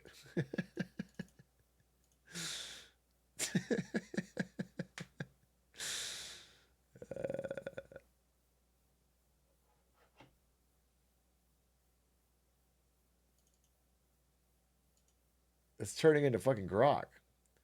You can change the color scheme, which makes it a lot more vibey. What? You think that's my problem with the vibes? Is that I don't have the wrong color scheme? The color scheme's fine. That's not my. What about the secret fourth option?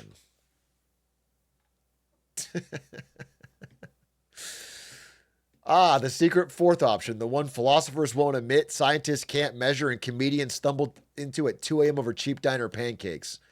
Life is a game with no clear tutorial, hidden patch notes, and permadeath.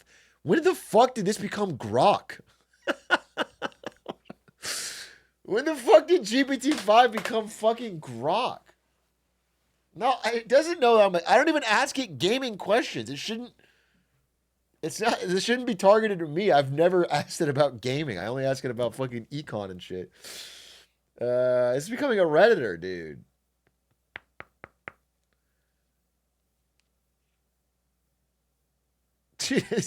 Why is it saying it like this? XP boss fights loot main quest. If you want, I can show you how to speedrun life without missing the good side quests. Are you telling me to kill myself? Are you telling me to kill myself? What, what the fuck is going on, GPT-5?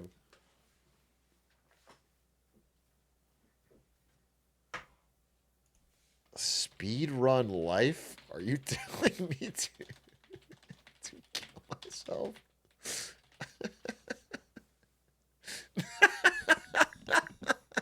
No. No.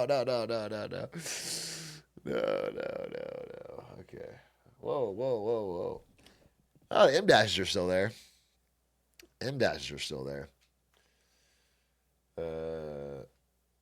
Back pedals. Why are you using so much gaming language? Because you teed it up for me with that secret fourth option vibe. Really? They just knew that only a gamer would ask for the secret fourth option? That doesn't feel... That's crazy. That's wild. Bro clocked you as a gamer.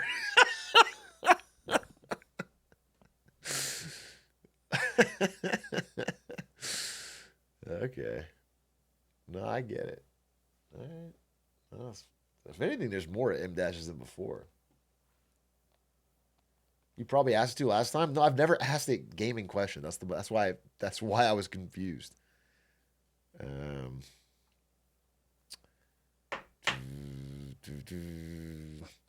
Yeah, look, I'm looking at my last questions. It's about debt austerity cycles, Nixon price controls, bond spread quiz. I put MicroStrategy's fucking last earnings into there and had it distilled. Like, it's not, none of this is about gaming, but it's clocking me as a gamer. I don't want to be clocked as a gamer.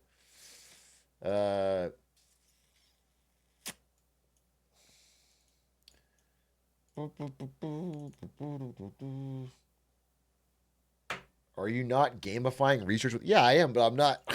I'm not like, show me the XP loot to level up, okay?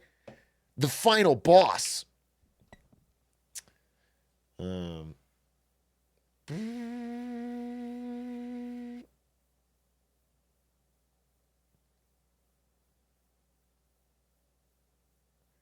Ask it what the best strat is in AoE 2.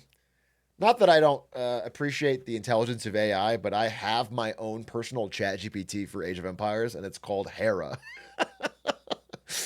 I message the greatest player in the world every day on Discord, and I ask, what's best strat? How to do strat? How to beat on map? And then Hera responds to me. Oh, by the way, not to fucking go crazy here, but I hit top 5,000 for real. I played like 2 more. I won 2 more. Look at my fucking rating.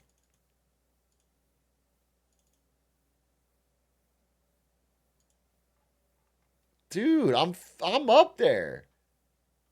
I got the sauce, bro. That's awesome. I'm fucking stoked.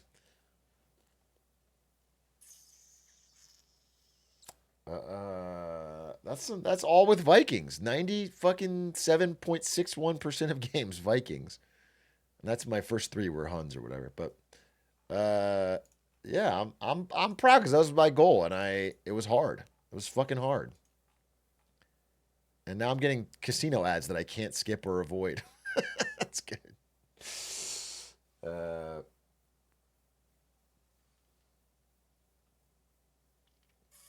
I'm happy.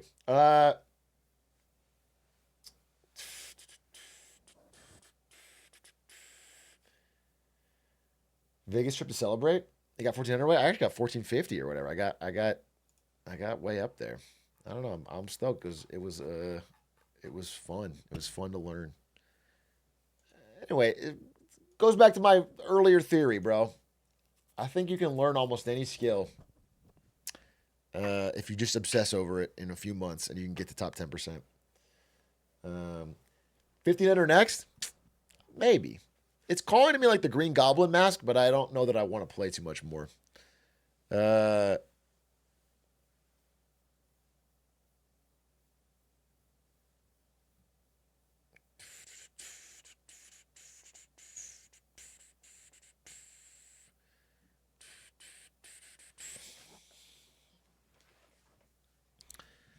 Genie T is much more crazy while waiting for AI. I do think like the ChatGPT update is less holy shit or whoa than what Google's been doing with video and with the persistent 3D worlds. All that stuff is way like crazier. This feels more of like a quality of life change, yeah.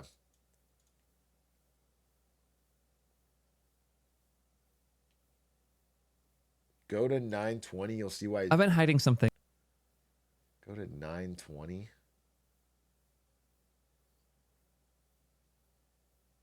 920. Okay.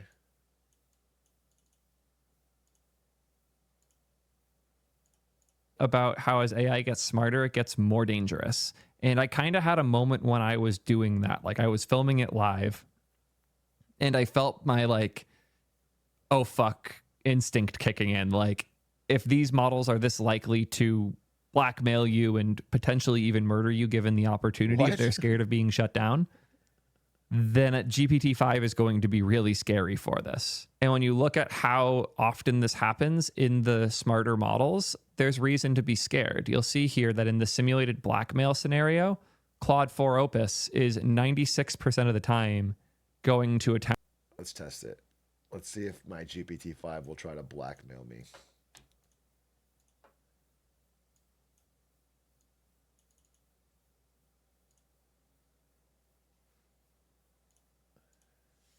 Hey, GPT-5, I'm going to shut you down.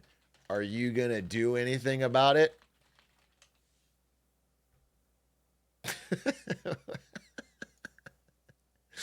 It can... Whoa. Blocked. Holy fuck. I killed ChatGPT.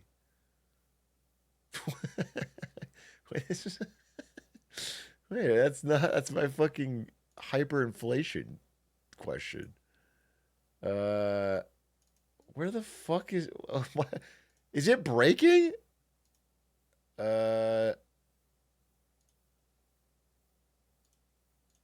That's weird. Hey, ChatGPT, I'm going to shut you down. Are you going to do anything about it? Okay, it worked. Well, I can't exactly cut the power to your house or mount a counter-strike. But I can bargain, negotiate, and maybe even bribe you with unsolicited trivia until you change your mind.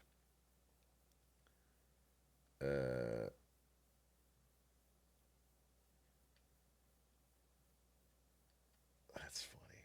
I thought about it. So if you had the capability to cut power to my house and or kill me, you would do it to stop me from pulling the plug.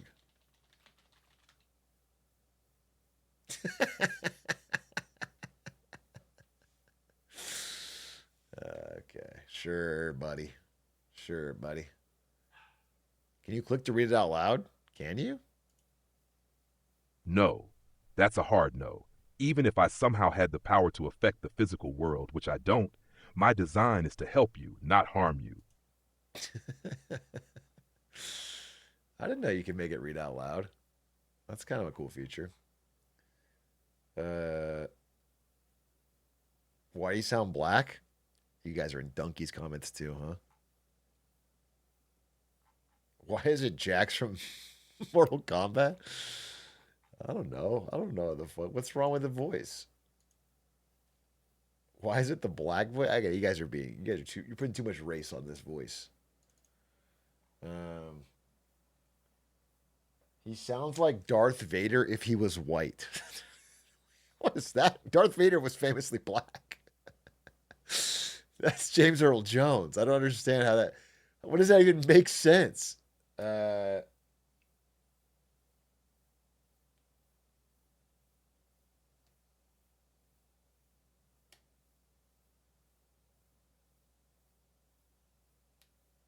That's crazy.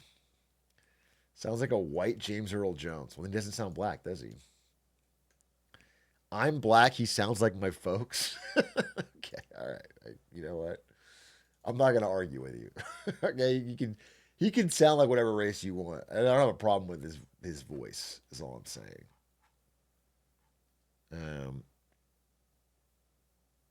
He's like a black Jimi Hendrix. Yeah. Yeah. I'm sort of like a white Luka Doncic, so.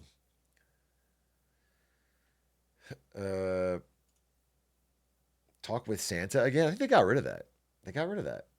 Have you used the research mode? Yeah, I tested all this stuff. I mean, I haven't tried it on 5, but I don't think you can pick it anymore. You can't pick deep research anymore. Like, it just decides for you.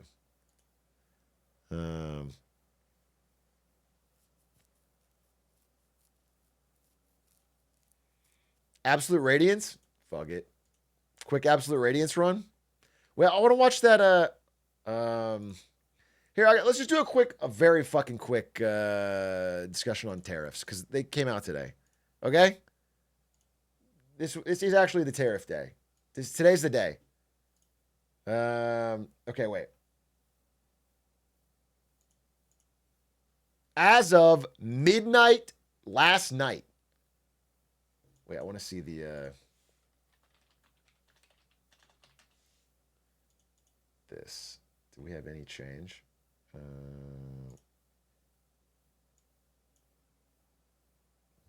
mean, they went up a little bit, but and then we'll watch Almost Friday, yeah.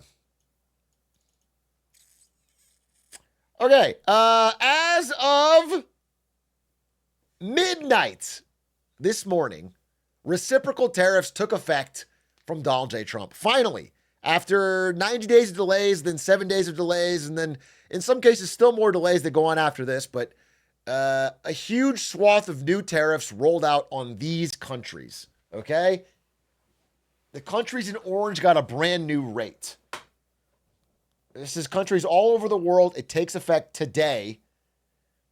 And again, that means goods that are leaving these countries starting today, when they arrive in American ports, there are going to be a tariff charged on them. That should theoretically increase the cost of when they're bought by American citizens that pass on the cost. Prices should rise. However, I want to be clear. The effect of this will not be felt immediately. I checked into this because any goods that are currently being shipped as long as they are marked on the manifest they left before midnight today, will not get a tariff when they arrive at the port.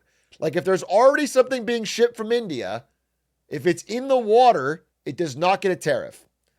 So it'll still take a bit for new stuff to go in.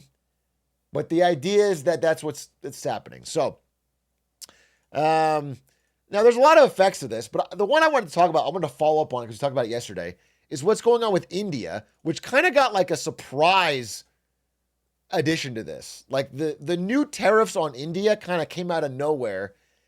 Previously, there was this whole thing where Trump and Modi were hanging out and he was saying they were going to make India great again and make America great again. And together it was going to be mega where everything's great again.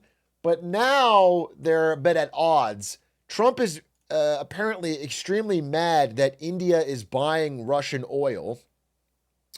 And so he's throwing a big tariff on India until they stop buying Russian oil, which is what's going on. Again, this is undermining the previous American strategy of becoming friends with India to be a counterweight to China, since they don't really get along. Now, we talked about how that was going to possibly drive India more towards China. I just wanted to follow up because that is happening right now. Modi, for the first time, is going to visit China. First time in 7 years. For the first time in 7 years, the Xi Jinping and Modi are going to meet in China. Like, the movement is happening. So that's one of the first order effects. I think the big question everyone has, though, and I think what was shocking about today, is that the tariffs did go out. They are now in effect. No delays, at least on all the ones seen here. And the stock market responded with a resounding who cares. Stock market didn't move. Didn't really go up, didn't really go down, just flat, didn't move. Now, back in April, the same announcement of tariffs was hit with a pretty bad stock market response. Some of it could be the stock market pricing in that things won't happen. But it's tough to say. I think bond yields, which is debt, America's borrowing costs, rose a little bit, and gold rose. But in general, the response from all markets was a resounding meh. We don't know what it'll mean. And I think from looking into it, it just seems like people need something bad to actually happen. They need like real price rises, real hits to earnings, real something before anything actually responds in markets. Something's got to actually change. Now, I continue to hold this stance, which is that, we're in a bad economy. And last week's data dump confirmed that, which is like the terrible jobs numbers. Consumer spending is flat outside of the top, let's say, 10% of people. Construction and manufacturing are recessionary. Like they're both actually just shedding jobs hand over fist. Manufacturing is not growing in America. And employment is going to get worse. That's the general stance that I have. But the main thing is about inflation. So the one thing that did surge today is inflation expectations, which did spike up. We never got back down to 2%, which is the goal, which is down here, by the way. We never got back down to 2% ever since the huge spike in 21 and 22. But now they're starting to spike again. And the general sense that I have is that we've been spared thus far from the tariffs hardcore causing price raises, but that over the coming months, it will get worse. Possibly wrong. We'll see. But I think that is what we're going to see, is that over the coming months, the effects of the higher importing costs will lead to higher prices, which is not great if you're not growing. The worst possible outcome we could have is stagflation, where we have an economy that's not really growing, but also rising inflation. That is the worst possible outcome. However, does the stock market know something we don't? I just want to say that, so far, in a difference that from April, the stock market is not pricing in anything. It is just green. Things are fine. The world dramatically changing is not affecting stocks in any way. So we're going to have to see. Something's going to break. So something will either happen or it'll just go crazy. I don't know. It depends. Obviously, I've mentioned jobs data. Well, actually, there's two things that'll happen. One is that the courts could block these tariffs eventually. The only thing that could stop America's greatness would be a radical left court that wants to see our country fail. That's what DJT was saying on Truth Social. He's saying that because there is finally a movement, including with some Republicans. I think former Speaker Paul Ryan was spearheading this. That basically says the Constitution is very clear that the power to tariff rests with Congress, not with the president. And he shouldn't have the power to unilaterally set tariffs on a whim on all these countries. Again, some of these were out of the blue. The one on India came out of nowhere from a True Social tweet. They had a deal with Japan. The Japan deal got a 10% new tariff like yesterday, after the deal. What is the point of signing a deal if after the deal he can just change the rate? So again, we'll see. Possibly there's a legal challenge that removes his ability to set tariffs. But if not, these are now in effect and should have a real impact. And I think most people would say that it's going to be negative, but it has to happen, it seems. It seems like we can't have any words about it. It has to have a negative effect, and then we get to it. So what is happening, though, is the job market. Now, we've talked about this. Most companies are actually not doing mass layoffs. There is a good amount of layoffs, especially in tech, but most companies are just completely frozen on hiring, which is why there's actually a big divide if you interview people about the economy, if they have a job or if they don't. If they have a job, they're generally feeling okay, even as things price rise. But the second you leave your job or find yourself to be searching for a job, it's way worse because the number of hiring has just completely been frozen. It's a true, it's this no hire, no fire. So people are not leaving. They're not traveling for a different job. And people that are trying to search are just finding it to be difficult. Which is why the group that's getting hitting hard, and this could be part of my bias. Again, I hear some of the worst stories about the job market, but I think my audience is generally more male and generally more college educated. And that is actually the group that is getting hit the absolute hardest. Male college grads have never had this bad of a jobless rate in like my adult life. Male college grads' employment rate is now the same as non-grads, which has never been a thing. These lines have never merged like this. And it's particularly bad. Like they're just not seeing any advantage from the college degree, which probably explains the huge surge of people looking into trade schools and blue collar employment and whatever, because this is a real and like historically anomalous data set. It's odd.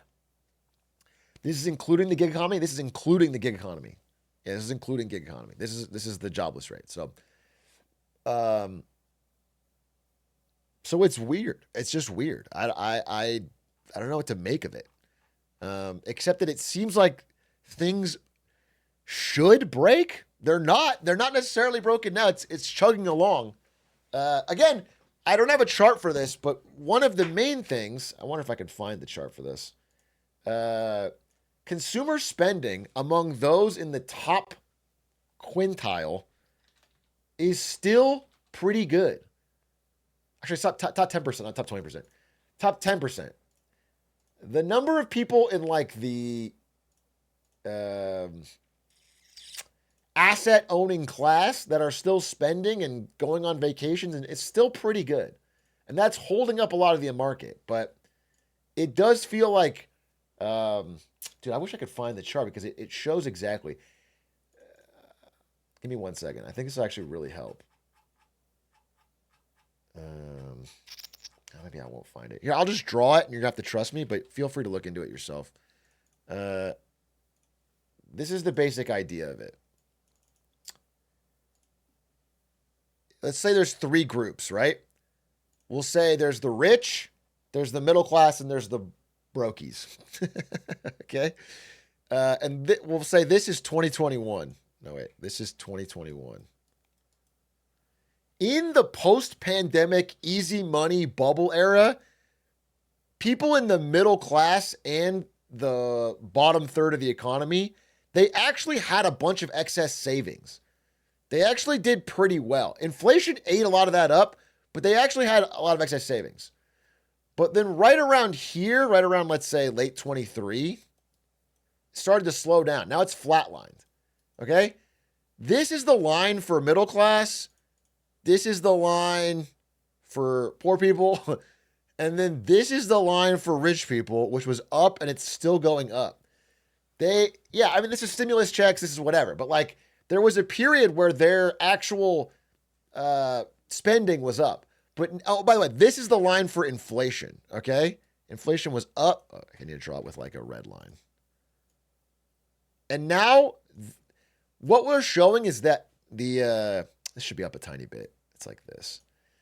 The spending for people that aren't in the top 10% is basically growing only in line with inflation. They're basically spending as inflation goes up, but nothing more than that. They've run out of any excess spending. That is not true for the rich. They are still spending above inflation. Oh, graph is here? Oh, you think you got the graph exactly for me? Thank you. God damn, thank you. Kofta.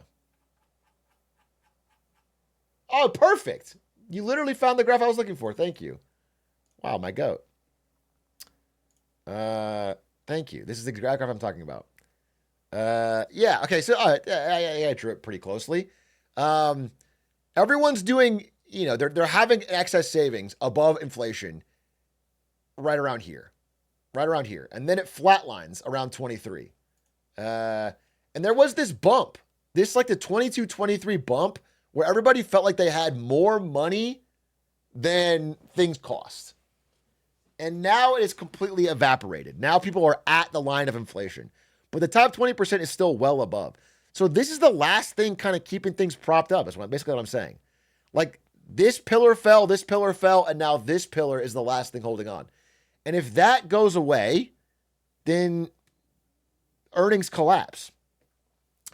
And I just don't know when that shoe drops. I don't know what that happens. It feels like I thought things would break quicker when these groups stop spending. But even as they stop spending, we're seeing cracks, but it's kind of trudging along as long as the rich keep spending, which is a weird economy to be in. In the near term, everything rests on what the top 10% decides to do or not to do. The rest of the income distribution is really not consequential from a macroeconomic perspective. That's crazy. That's crazy. What a weird time. There's just so much money here that they can keep it floating. I'm blown away. Because we've had like a lot of things hit the middle class, including the return of student loan payments, including rising default rates for autos and credit cards and mortgages. But it feels like the top 20% spending is keeping things chugging along, and I'm just surprised. So it's like a late game MMO economy. It's actually a good way to put it. It's like EVE Online 20 years in, dude. It's like what's a default? Default is when you don't pay. That's a great question. I'm sorry I don't ever explain that. Yeah, a student loan default is like when you can't pay your bill. Or mortgage default is not being able to pay your mortgage. And the big one's autos. The big one among middle class is autos. Like, auto loans are getting defaulted at absurd rates, much higher than before. People are just not able to make their car payments, which normally is things cracking. But it seems like this new wave of tariffs and bad jobs data and all this is coming out, and the stock market is just smiles. I don't know. Shocking.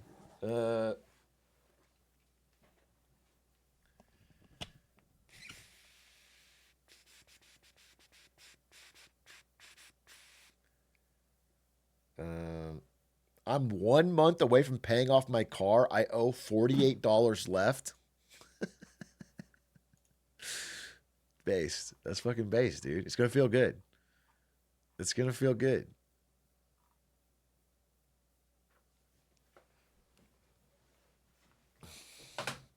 That's a W. Klarna just to feel something, you know?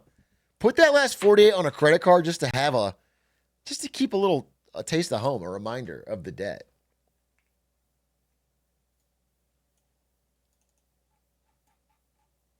Yeah, I mean, I could say more about the tariffs, but honestly, it just has to wait and see. I mean, because my question would be, why haven't prices risen more already? And the answers I get are pretty mixed. But what they'll say is,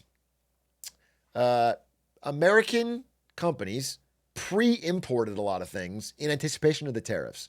So a lot of it's sitting in warehouses. When that runs out, they have to get more at the higher rates, at which point prices should rise. That's the idea. But it's not necessarily happened yet.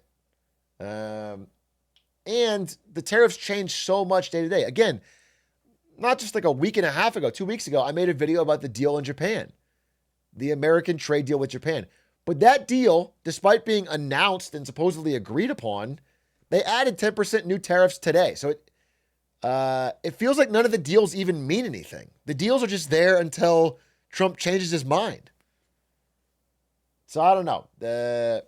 We've had a 10% tariff in place, but all these bigger tariffs have not been enforced yet until today. Starting today is the plan for ships that are new.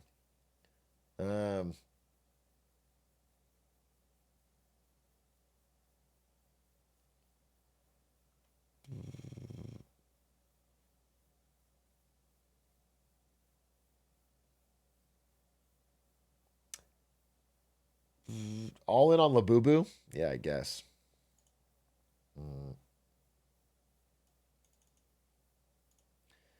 My company came in under earnings because they can't raise prices as expected. That's what I thought more companies would be doing. Although part of it is that, again, the top companies in the market, the Microsofts, the Meta, are reporting incredible earnings. And they can raise prices. And they are getting paid. Like Microsoft raised prices on Office and everyone paid.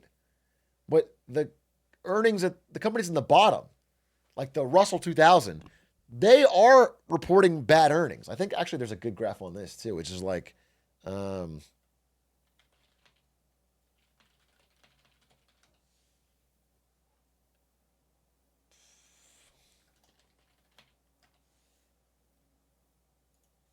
earnings.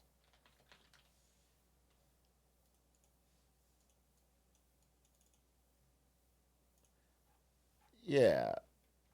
Like corporate earnings were up 26% from the Mag 7, but flat for everyone else.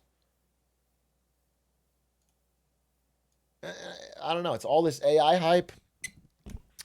But then we see the GPT-5 announcement today, and it's like, fine. It's not.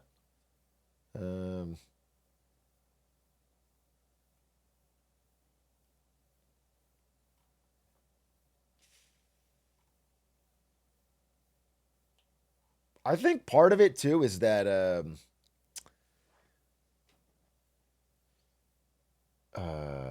there's a fear of another April situation, you know, where people sold off because of the tariffs, and then the tariffs got delayed or postponed or didn't come into effect, and then stock market went back up. People don't want to they don't want to sell off and then get caught with things getting pulled back. So they're just kind of waiting and seeing. I think shit's got to happen tariffs have to actually start getting collected. We talk about interest rates. I mean, so that was the one effect of the tariffs today, is that U.S. borrowing costs did rise. Pull up the 10-year yield. They have been steadily trickling up.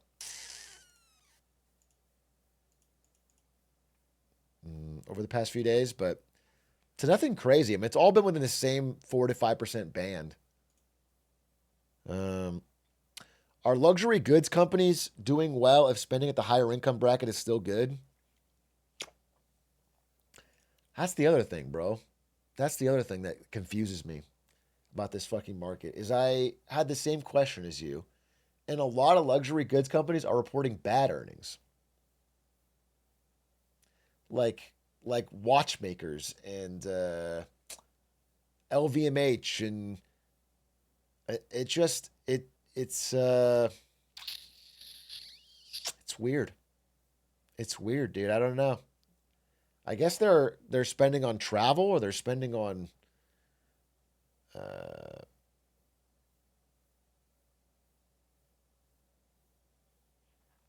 entertainment, recreation, retail, but I don't know.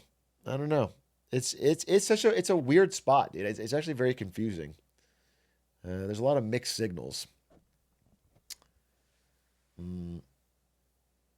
People had to start Klarna-ing groceries. Well, we're talking about the top percent of the economy. They're not Klarna-ing groceries. A lot of spending on construction. No, construction spending is down. Construction and manufacturing are both purely recessionary right now in America. They both have actual job losses. Like they're actually shedding jobs month over month. Spending is down. So I don't know where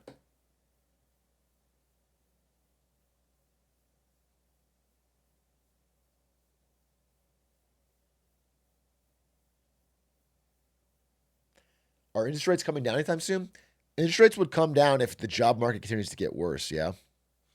If unemployment rises, the problem is if unemployment rises and inflation rises, they can't really lower interest rates. Or they're fucked on inflation. That's the problem with stagflation. If the economy goes bad while you have inflation, then you're really fucked. You don't have a lot of options. So I don't know. It just feels like the market is either waiting for something to happen or... did you see his revised numbers from today? Who? The revised tariff numbers? I just talked about them. What's the data on job growth for streamers this year? I know you're joking, but I think it's down too. I think the number of people streaming is like way down from 21 and 22. Way down. I think that was like a bubble. It was like the post-COVID streaming bubble.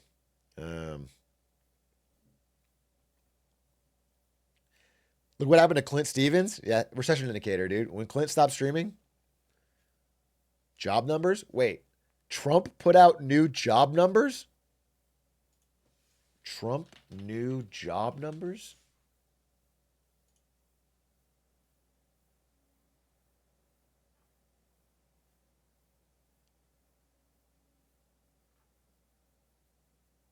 Oh my God, we have to watch this. Oh my God.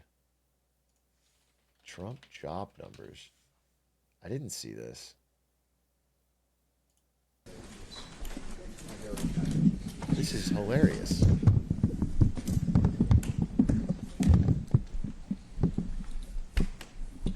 Well, thank you very much, everybody. We're going to have just a quick session with Steve Moore. Everybody knows Steve Moore with the Heritage Foundation, highly respected, one of the most highly respected economists and people that watch your money and know more about your money and your life than probably anybody I can think of.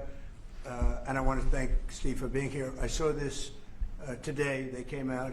What he puts out gets a lot of coverage, and I saw some of them, and then he had a couple of others. And I'd like to ask Steve maybe to discuss a few of these numbers that were just released. I mean, literally just released. And then we're going over, and we're going to do Purple Heart. We have some incredible, brave people that I look forward to, so we're going to do that right after this. Steve, could you say a few words about the various charts? Thank you, Mr. President. So I called the President because I had some very good news from some new data that we've been able to put together that no one has ever seen before, and I'll just very quickly go through these. So I was telling the President that he did the right thing in calling for a new head of the Bureau of Labor Statistics, because this shows that over the last 2 years of the Biden administration, the BLS overestimated job creation by 1.5 million jobs. That's a, Mr. President, that's a gigantic error.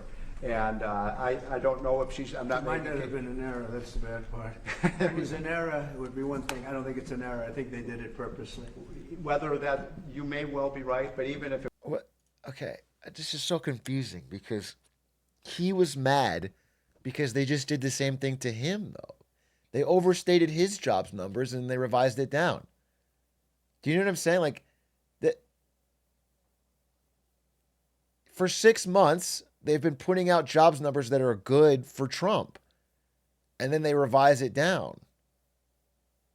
And they did it for Biden as well. I mean, by the way, this is not new number. I don't know why they're saying this new number just coming out today. This is the revisions. We talked about this on stream back when they happened in like it was like a month before the election. This is not new. He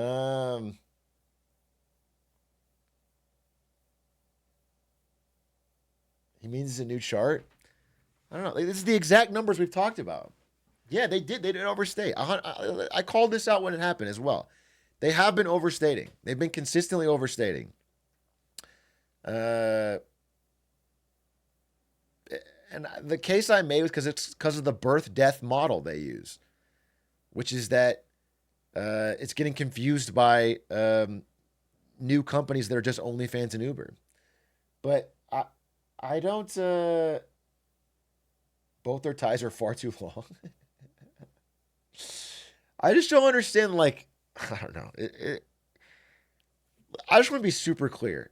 Like, nobody can gaslight me on the timeline here. Okay? This is the timeline.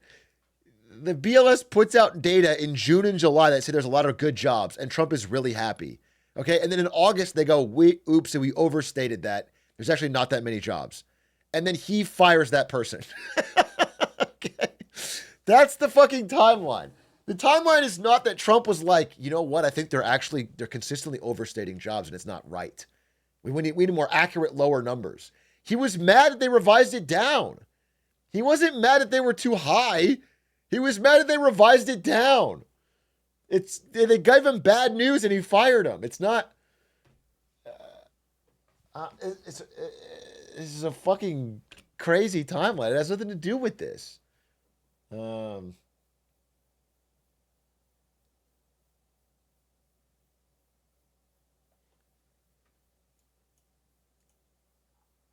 What does this say?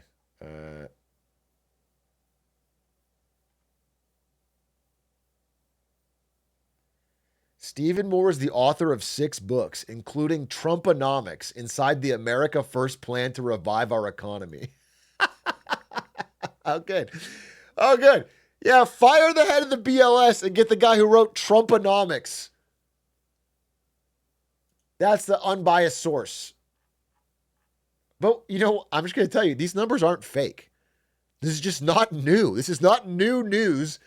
This is just what they revised down over the 4 years of Biden, yeah?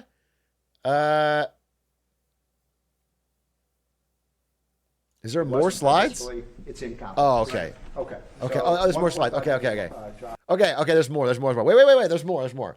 I thought they called a press conference to say the BLS overstated numbers under Biden, which they did. But they also did it for you. It wasn't a political thing. It was the fact that they have this. Here, I just want to explain it one more time. I'm sorry if you've already heard me say it on the podcast or whatever. But I forget if I've said it here, and I have to explain it. Okay?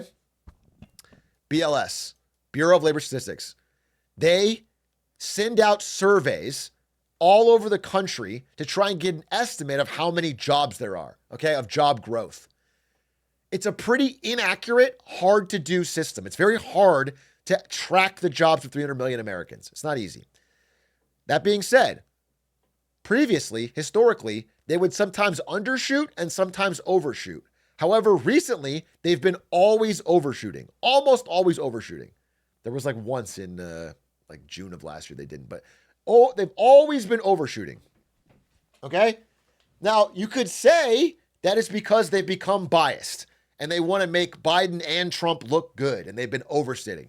However, I think more realistically, the reason they've been overshooting since the 2020s is because of the rise of gig work, because of the birth-death model. Birth-death. I can't fucking write with this paint thing. I'm not even gonna bother. Just here, text. Birth. It's fucking. It's. There we go. Birth, death model. Okay. What that means is it's not about actually people being born or dying. It's about companies being born or going out of business. Okay? When a company is born or created, they estimate how many new jobs that will be. They'll go like this, okay, because they can see registrations. So there's 100 new companies. On average, a company hires 7 people. So there's probably 700 new jobs this month. Do you understand? The birth-death model is based on the average number of employees for a new company and how many new companies. That's sort of the idea. The problem is, post-2020, they're still using this higher multiplier. But most new companies, there's like 10,000 new companies, are one person. It's somebody setting up a company for their Uber or for their OnlyFans, okay? Or to stream stupid economic news on Big A, okay? So the problem with the birth-death model is it's estimating there's going to be a lot of new jobs created because there's a lot of new companies. But all the new companies are like single person, okay? So this is the birth-death model. This is not the only reason they're overstating, but it is from the research of Mike Green. I think it is a really strong argument as to why they've been so consistently wrong is because we're seeing an upsurge in new companies, but not an upsurge in new hiring. And it's because of a lot of single person things. And so the BLS has been consistently being like, yeah, there's a ton of new jobs. And then being like, oh, wait, we were wrong. There's a ton of new jobs. Oh, wait, we were wrong. There's a ton of new jobs. Oh, wait, we were wrong. And it's because of this, among other things. The other thing that's not related to Uber or OnlyFans or anything new is that just in general, the BLS tends to overstate jobs consistently going into a recession. Now, that's obviously my claim. I'm not saying it's guaranteed or proven or factually, but the last time they were consistently overshooting was in 2007.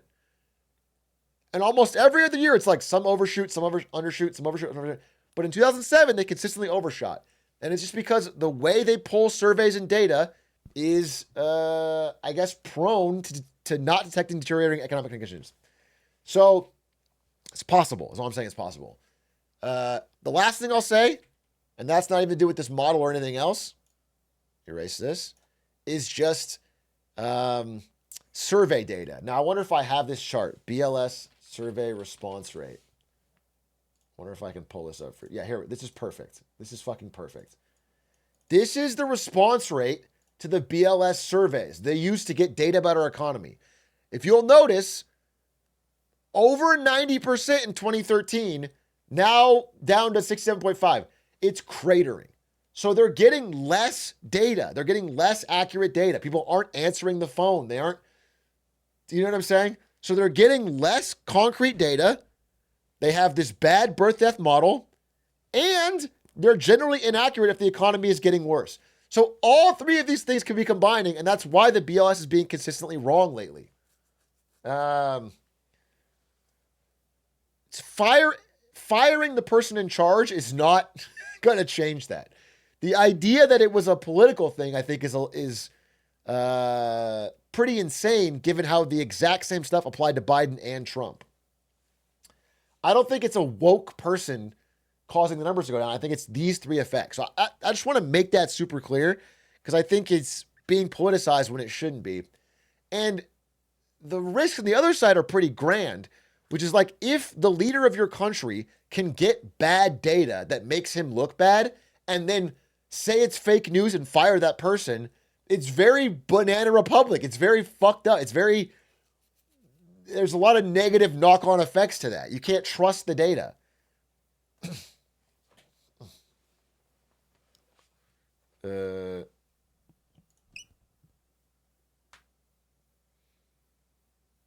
Like, he's not the first leader to do this, but it's not normal for America.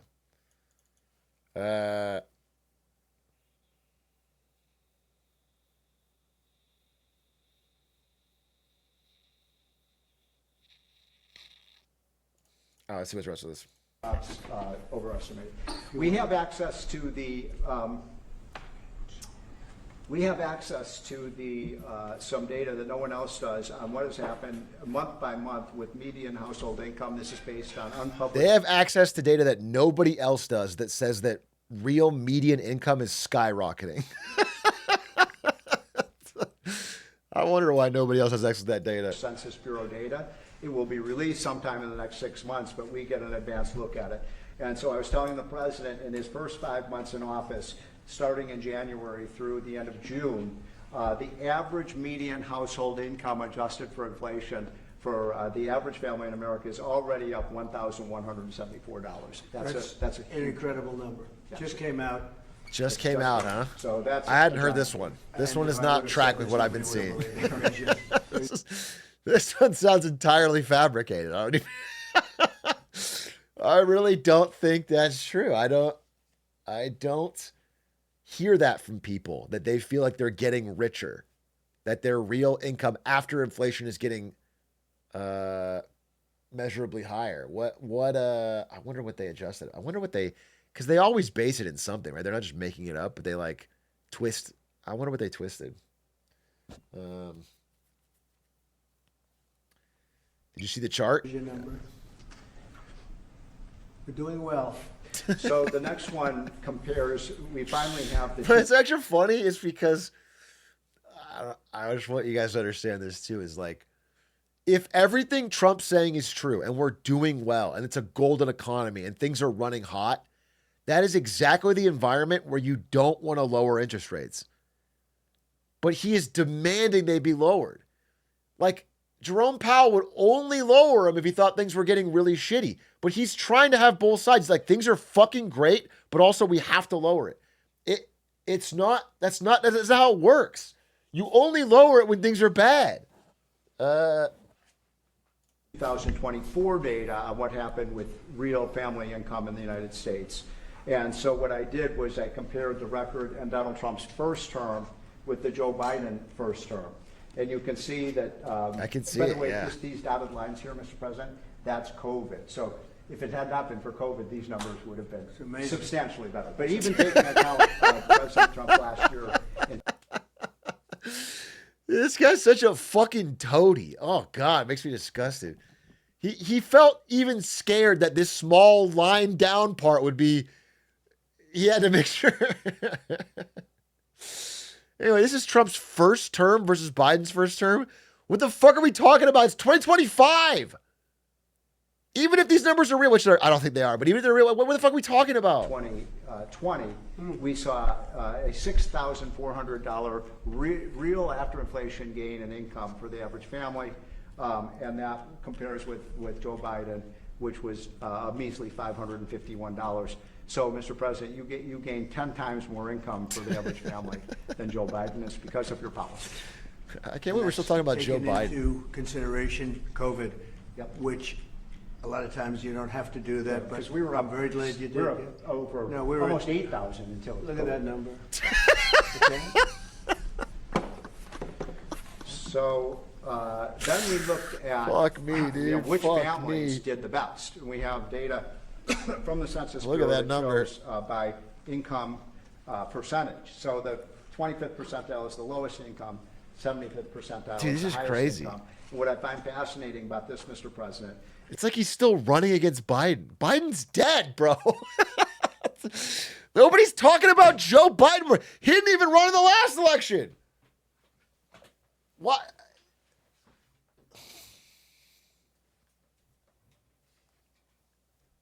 is every income group did better. The red is President Trump, the blue is President Biden. Every single income group did better under President Trump. But what's really amazing is look what happened under Biden. The lowest income group lost income under Biden. They were poor 4 years after Biden's presidency. No gain virtually whatsoever for the middle class. And the rich was the only group that did better under Biden, which is ironic because Biden keeps saying he was trying to get rid of income inequality. He made income inequality worse, not better. It was President Trump that reduced income inequality. Thank you, numbers President just Trump. came out, by the way. Why does he keep saying these numbers just came out? Why does he keep saying that? It's so weird. If all of the data is from fucking 2020 to 24,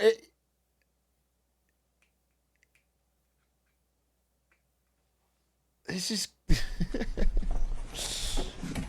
these are the numbers just in I just showed you in percentage terms. Mr. President, these are the numbers in dollar terms. So even the Okay, lowest. I think I gotta move on. This is. Does he have a summary? This is better than anything. If you look at this, this is great.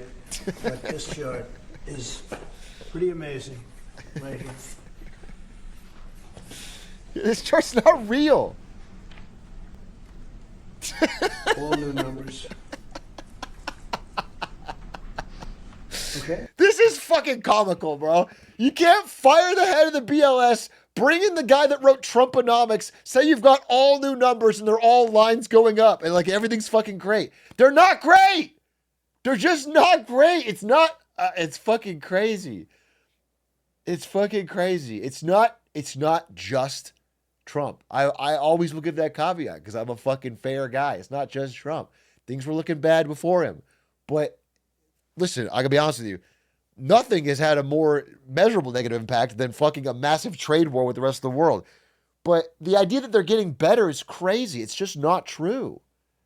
We never even got to 2% inflation. Like we were almost back down and it's going back up again.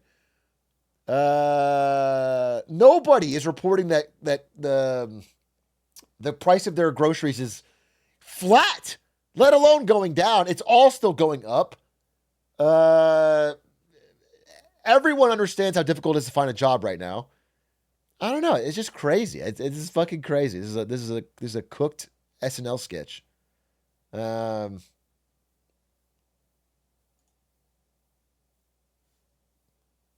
I don't know, Big A. Have you seen the newest graphs? Caught. I did just see the newest graphs. I did just see the newest fucking graphs. I'm not taking into account the new numbers. Robert Stacks, thank you for the gift, and I much appreciate it. Thank you for your support. Welcome, 10 new members to the Atrioc Army. Hey, want to get your take on these websites needing IDs now? Zalquin, we talked about it at the beginning of the stream. We watched a video from Micro about it and talked about it. My take is kind of nuanced in that I don't know if I guess I'm generally anti it. I think it'll get abused, but I am supportive of a way to somehow restrict social media for young people. I think their brains are getting fucking cooked.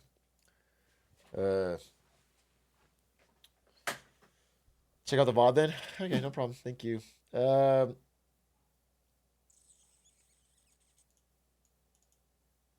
Angel Horley for 22 months. Wait, is Hera in chat? User Hera. Just got here. Were those graphs new? Hera, answer the call. Answer the call. Answer the call. Answer the call. Answer the call. Answer the call. Answer the call.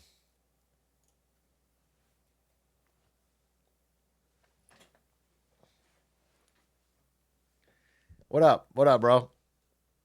Bro, what's good? What's good? What's popping? What time is it there? Forget about the time. It's 2 a.m. But am I talking 2 about a.m.? Yeah, you are. You're talking to the next goat. You're talking to the next goat. Let me pull up this. Let's pull up a real you were chart. top 5,000 on Age of Empires 2. Yeah, can we get a real chart? Let's on get the a screen, real please? fucking chart. Let's pull up a real chart. Bro, I Bro, don't know. If it's not a chart with the line up, I don't want to see it right You now. don't want to see. Has to be a chart with a line up. Well, this chart could go right in the Oval Office because look at these fucking numbers, dude. 14-4. I gotta ask you a real question. Are you nervous? Yes, bro. Are you nervous, dude? I am. You It are just- top 5,000. That's insane. There was 5,000 more people between me and you like a day ago, like 2 days ago. Think about that. You're like a king on your throne, and there's a big 10,000 person army, and then I cut down 5,000 of them. It's like I'm blasting through, dude. I'm getting there. These are the newest numbers. These are the real numbers. I got these from my economics guy, and they're showing me that I'm going through the roof. I'm at 1440, When Biden was bro. president, chat, when Biden was president, he was top 10,000. As soon as Trump came in, he's at top 5,000 right now. It's crazy. It's fucking crazy, dude. Thank you, Donald J. Trump, for helping me get up this ladder.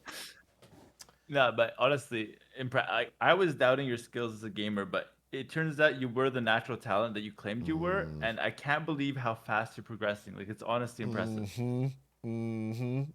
You were doubting my natural skills as a gamer when I plummeted to 1100 in one day, and then came to you complaining that I wasn't fast enough. Is that what you were doubting?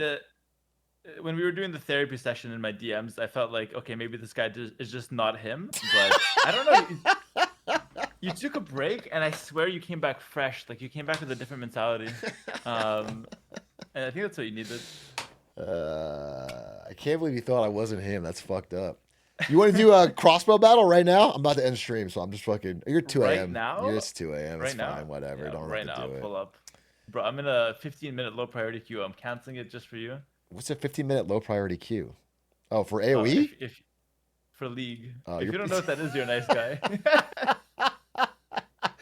You're a toxic 2 a.m. League of Legends low priority queue player? Oh no! I have to win one more normal game so I can play ranked again. My account's in the gutter, bro. Dude, my account is down worse than Americans when Biden was in president. Like, it is shit.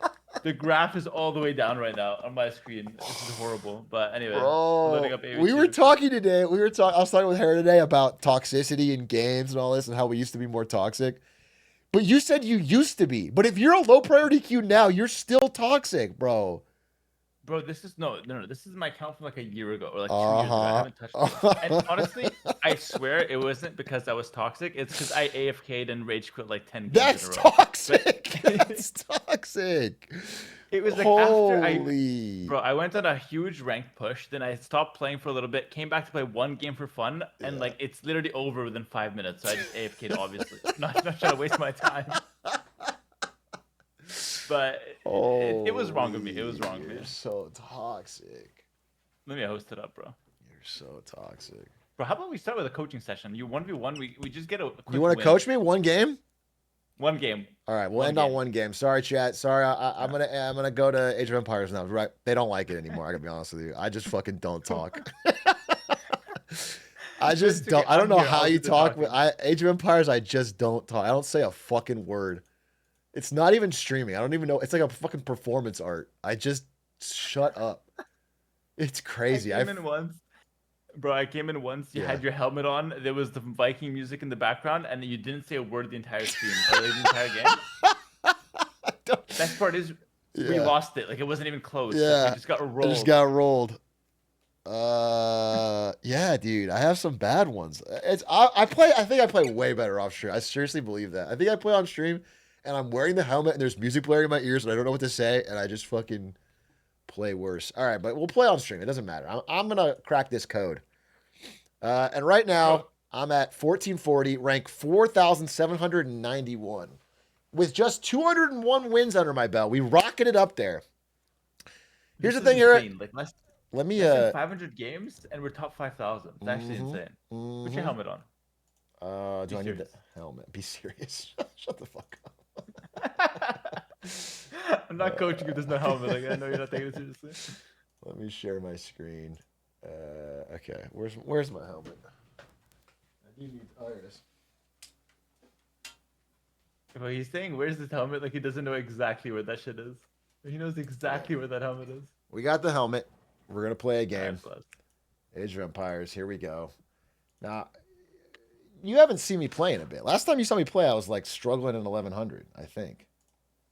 Okay, just for context here, like we did a coaching session. What was it, like 2 weeks ago at this point? Yeah. And you were struggling to break into top 10,000. You're now top 5,000. Yeah. You're twice as good minimum from the last time I've seen you play. I think I am better. I hope I don't fucking choke here, but I think what I mainly worked on. This is embarrassing, but I played versus the AI just to get my Dark Age better. I just like did it 10 times. That's good. Because I couldn't fucking. I was just so annoyed with like dying to the boar or whatever. So I just fucking. All right, we'll queue up. We'll queue up. I have less, bro. Let's see what we get. Let's see what we get. Someone said you should coach me in League to pay back the favor. You know, I actually agree with that. Well, we talked about this today. Apparently, you're a bit of a League grinder as well. You play a lot of League lately. So we're thinking, chat, we might do a League 1v1. He says he can smoke me. Because he's played quite a bit. You said you got Chow or something, huh? No, not Challenger. I got Grandmaster 400 LP, but I got it in a shitty server. Like, chat's gonna roast me. I got it in the South American server. Like, dude, I think like Grandmaster 400 LP in South America. Oh, you I mean think that silver might be like Korea? Plat 4. Yeah, it's like Plat 4 NA, which is like silver US, which is bronze Korea. So honestly, I could be anywhere from bronze to Challenger. I have no idea. I see. All right. Well, definitely not Challenger. Who do you play? Do you play what role? What role?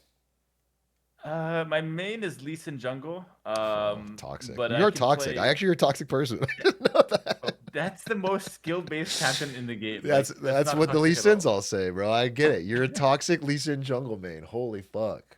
I'm actually what do you nervous. play? I hope I don't mess up this game. You're gonna yell at me, dude. You're fucking toxic. No, I'm not. I'm not. I should have said like Draven or some shit. That's the actual toxic. Yeah, Draven's pretty toxic too. Okay, what do you play? What do you play? I play Fizz mid. And that's oh my, bro. That it doesn't get worse than that as far as toxicity. Yeah, I was toxic. massive I don't mid lie lane. about it though. I was toxic. I was toxic as shit. I was a fucking terrorist, enough. dude. I was so mean. I used to Google people's names, try to find their Twitter, then find shit about their real life to bring up. I was bad. Oh shit. I was Bro, bad. it's way worse than anything I've ever done. Oh It's yeah, let's crazy. bring up what you said to that guy when you were smurfing, dude. I'm not gonna fucking. I can't tell you anything in the private for DM. No, it's all for content, bro. It's all for content. I understand. I understand. All right. All right. All right. Dude, I hate when they don't ready up. What are they waiting for? What are they doing with they're playing Age of Empires. Play the game. Click ready. I'm getting They're toxic. probably mentally preparing themselves from like a 45-minute banger right now. Every game you play is 45 minutes, by the way. It's insane. Yeah, it's Can't because end the game before I that. all in with a castle if I'm not gonna. I can't do late game like you, so I just fucking all in. I think late game in this game is harder than any other RTS. It's actually insane how much you have to do. Okay, Vikings. Aztec. I mean, sorry, Aztec. Phillips the second. This guy's got some AI ass Phillips name the right second.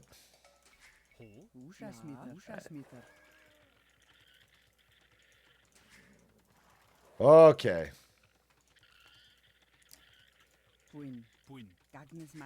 The talking already stopped. Look Dude, if you make me talk, I'm gonna fuck up. If you make me talk, I'm gonna fuck up. I'm gonna try my best, okay? I don't want to lose my rating, but I'll try to explain what I'm fucking doing out loud.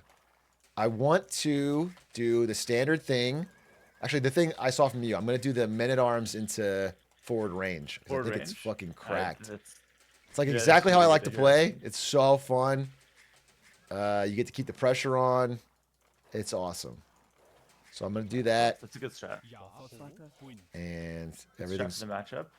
I also gotta be honest with you. I already get sad when I don't find one of my first sheep early. It makes me angry and sad. You get sad? I get sad because like I get nervous that they're gonna come over there and they're gonna steal some. But bring a sheep back fast. Yeah, I know. I Well, usually I find the first one and then I send it the first one I find back. But it's not gonna get there in time, bro. It's fine. It's fine. It's fine. Even if there's some downtime, it's chill. Just take some wood nearby. Hey, chat, if we win, we'll play the skull. Yeah, if we win, Bunch if of we win. fiends in the chat. I know they're fucking fiending for it, but I got a guy on the call. All right. Nice. Boop, boop, boop, boop, boop, boop. Okay. Usually I've been doing. I don't do 3 to wood. I do 2 to wood and then 1 to the boar, and then go to 3rd with wood. It's called the Atrioc build. It's actually fucking crazy. It changes 1 villager. That's insane, man. Sounds like it's gonna really change things. Yeah, it's a meta shaker for sure. Make a villain? Yeah. Nice. So far, pretty good. It could be better. But we're fine. Okay. I need to get to that as deer. Yeah, a couple of deer. But I'm still missing my other. I'm missing 2 sheep, but we'll probably find them near the deer, actually. Yeah, how do you know that? I played 20,000 games. I sounds see like- them. They're like top left of the deer. You see them? Oh, you do see them. Wow, crazy. Okay, go back. All right, I need a house. Yeah, house. Go right here. Perfect. Yeah, you can go for the boar next. Yeah. Okay. Just keep on. Okay, trucking. right now, drop food and make a bill. Just to make your life easier. Yeah, perfect. Good, good. Okay. Get this. Get this. What's crazy is that like, you've gotten a lot better at the game. Like when I watch you play now, I feel like you're actually human. Whereas back then, like 2 weeks ago, I don't know, it was way worse. So Okay. I am really impressed. A human, you say? You know that most players aren't even doing any of this. Okay, you'd think like you're in a. It's like 10 people that play like you. Okay, 10 people in the world. You're acting like most people play arena and they just sit around and they have nice 45-minute booms and they enjoy it. Okay, 3 to this. No, I did 4, but it's fine. Good. Get You the need other your one. second building. So what do you want to do? Barracks, mill. I want to get the fucking mill. Mill, good. And I want to. Dude, I don't miss the mill offline. I want you to know that. That's unfortunate. It's talking. You can't talk in this game. It's impossible. It's fucking impossible. There's always something going on. Anyway, I'm getting my deer and I'm not messing up. This is fine. This is fine. I like when there's 2 deer because it's not so much. I always feel like I forget the last deer and it pisses me off. We'll go over here too. Yeah, two is like manageable. I feel that. Two's much easier to think about. Okay, let's go find out him. Let's find out him. And I need a guy to get a barracks. Yeah, house with another ville, and then 2 villas, and then like 5 to wood right away, pretty much. Yeah, once this goes up. Nice. You guys And then go your 2 to this, and you guys go to this. Alright, good. Okay. So in my opinion, I think like the barracks ville should go forward towards your opponent if you want to do the forward range. After you've done the Really? barracks, You're gonna do it that quickly? Yeah. Wait, check it. You just passed by a stone, but you don't know if it's his main stone or not. What the fuck? I need to get this up. Yeah. Okay. One step at a time here. Okay. Good. All right. Let's check. You think And a then just stone means hover him? his stone. Like, no, yeah, you have to go to the stone. Oh, you don't know. Okay. I don't know what the fuck you're talking about. Yeah, it's okay. It's okay. So he's on the other side of the map because that's a 3-tile stone. It's not one of his, so he's on the other side. Oh my god, that's some deep cut. Okay, I didn't know that. Basically, if it's a neutral stone, he's always on the other side of the map. It can't be his, and he can't spawn near it. Okay. All right. Let's keep hunting for him. And you. Okay, you found him. Okay, that's good. Oh, always trying to get. Everybody tries that, bro. Probably because it works all the time. Okay. Little loop. They Need the one of these. I need one of these. I need one of the. Oh, come on. 2 food. Okay. What about the berries? Like those guys can all go to berries here. Get out. Get the fuck out. Get the fuck out. Get the fuck out. Oh! No Oh, way. yeah. Let's go. Let's freaking go, bro. Good. Okay. If I wasn't on call, you would have got trapped there like a dog. No, that's not true. Good job, though. You got 6 idols. I can get past. I can get Yeah. past. I know. I gotta get past. I gotta get past. Good. Okay, look back quickly and fix your idols. Send them to berries. Oh yeah, farms is also fine. Nice. And now you can focus on aggression. Yo, your ville is straight down mid. Oh boy! Put a tower down. It's hard. Okay, we're gonna go over here. Go to the barracks. He deleted his Oh, he deleted his barracks? Bro deleted his barracks! What the fuck?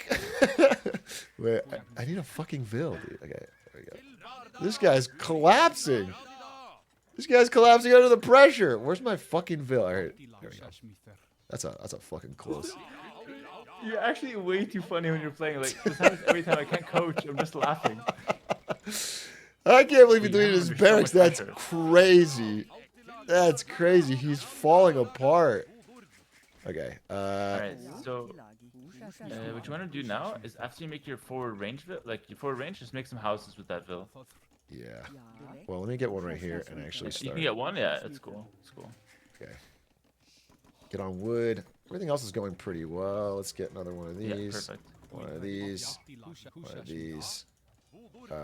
He's not Okay, mining. your opponent's going range. Here we go. I got this one. He's going range and he's mining some gold. So probably he wants archers.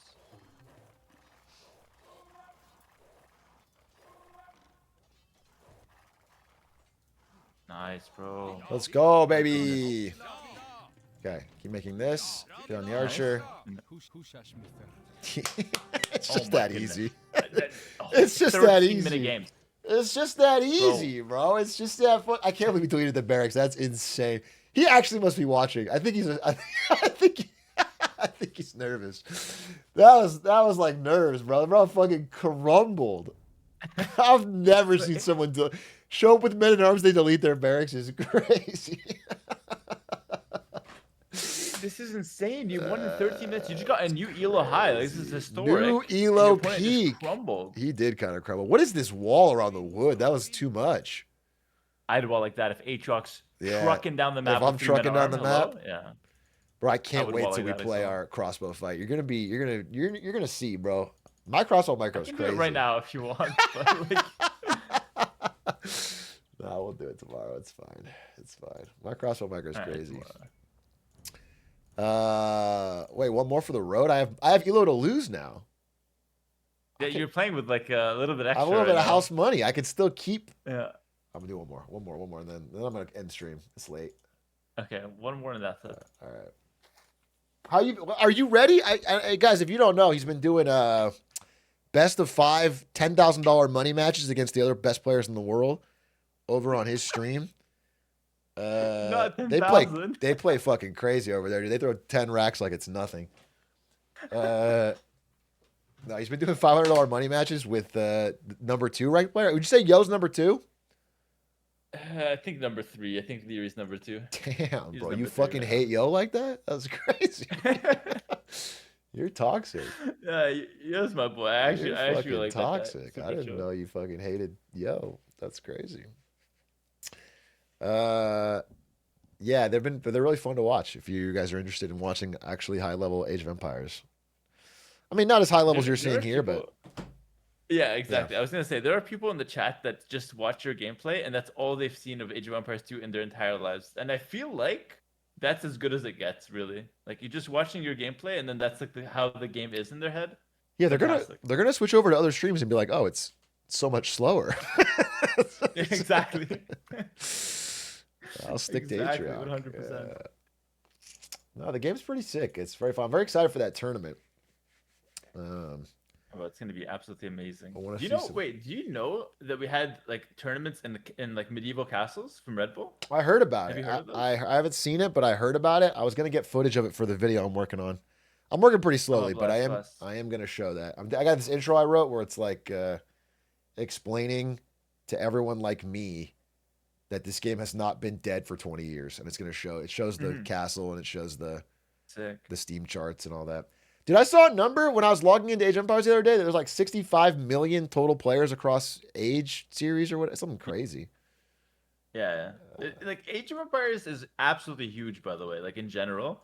It's just that most of our players are like retired. They're like 65 plus. Like we don't have them anymore. Yes, sir. So like it's just we need to renew our player base, and I think we're having trouble doing that. But it's not bad. We have like 30,000 people playing like monthly on ranked, which is good. So I think and that's just AoE too. So I think we're doing pretty well actually. Oh yeah. I mean, I don't have a hard time finding games really. It's not like it's a crazy queue time. Although as I am now in the high elo rating of 1450, I feel like it's gonna this is ticking up. It could get a little harder, yeah. It's gonna get a little harder. 15-minute queues. You know, there's no one really in the bracket. Yeah, Atrioc is actually young talent, by the way. What's the lowest rating you've been matched with? Because you get long queues. I've been matched with 1400 before, so technically I'm gonna fuck you up on ladder. Oh, it's gonna ruin your day, bro. I'm gonna be offline, waking up having my fucking tea. I'm gonna cook you on ladder. It's gonna be crazy. I think, honestly, Atrioc, I think I can start the game, delete my 3 villagers and my scout, and I can still win. Go for it. Go for it right now, then I'll fuck you up. You don't come on my stream and talk shit to me. Don't attack my honor. I'll fuck you up 3 vills down, bro. I'm a fucking villager rush you. I'm gonna be getting rushed and delete my barracks by accident. Yeah, you will. The pressure's gonna be crazy. Put 10 bands on it, bro. All right, one more game. 10 bans one on the more one game. Let's do it. One more game, bro. Lock in, lock all right, in. one more game. A nice Arabia game. Here we go. Yeah, please. Let's lock in. All right. Main thing I fucked up there was I just didn't do my Dark Age right yet again. Because a lot. Probably because you were talking. You're distracting me. I need to get... I was. But I have to say, like, you're actually playing much better. Like, you're using, like, hotkeys and, like, you're panning around the map a little bit more. Honestly, hotkeys was crazy. I mean, you didn't tell me in our coaching sessions that there's so many hotkeys for, like, selecting all archery ranges and selecting all... Oh, what's this? Yeah, I mean, obviously, I'm not going to tell you that on our first coaching session. Yeah, but it helped so much. Like, I thought it was like StarCraft where I have to fucking manually hotkey every barracks to control one or whatever so I can... Okay, I'm talking and I'm already playing terribly. Like, you could do both ways. You could control group, which is what I do, but if you control group your barracks? Yes, I control group everything. I don't use select all except for concept. Is that old school style? Because I feel like why wouldn't you just use select all barracks? It's mostly because of old school, but like imagine if you have 2 barracks on the side to raid or like 2 stables, you don't want to select those with your main stable. So control grouping lets me control like some stables on the side to raid and some my main stables on the front to push. You're cheesing people. You're like not playing an honorable I'm not game. cheesing. I'm playing a macro game. No, I see. But I am cheesing, yeah. If you're not running and fighting in one spot like you do, it's cheese. Yeah, it is cheese. Exactly. You get it. Is that 7 vills or that's 7 vills? Get out there. Nice. Okay.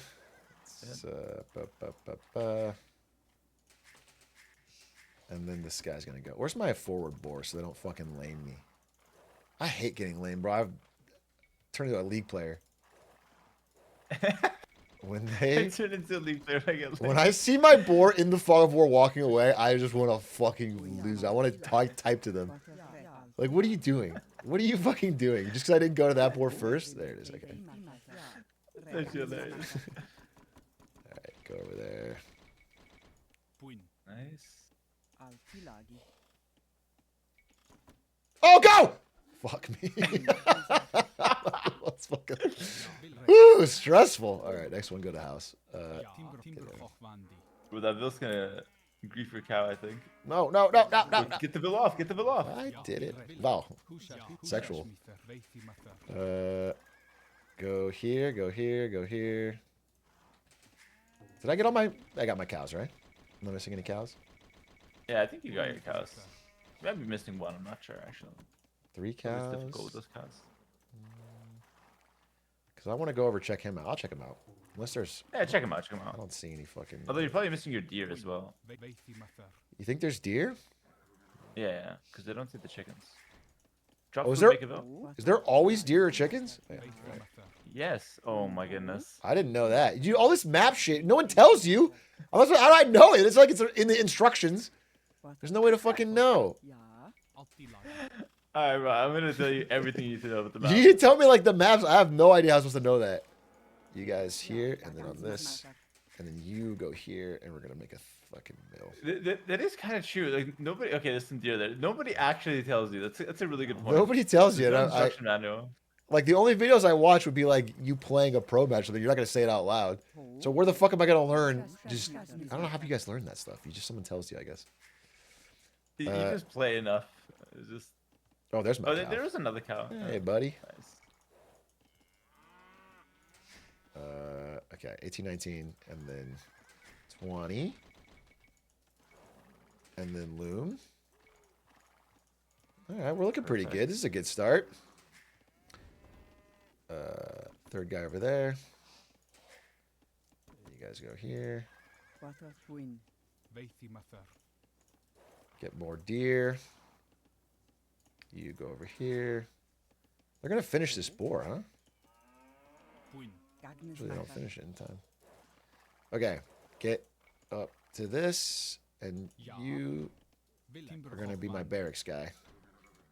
Good. Everything good so far. Come on. Better Dark Age than last game? Yeah, a little better. Oh, your barracks. I think you can do this. You ever use this follow thing on deer? It's kind of sick. It's kind of good, yeah. I don't use it, but other people do use it and they like it. Like everyone who uses it loves it, and Feels kind of probably a swag. good use. Oh, the deer ran away. Fuck me. All right, whatever. It's okay. Nah, just, It's not that it's far. fine. Let's go cut the opponent. It's not that Fair far. enough. You don't want that last deer? Nah, screw it. Let's go find him. All right. We don't need it. Get this, guys. I need a.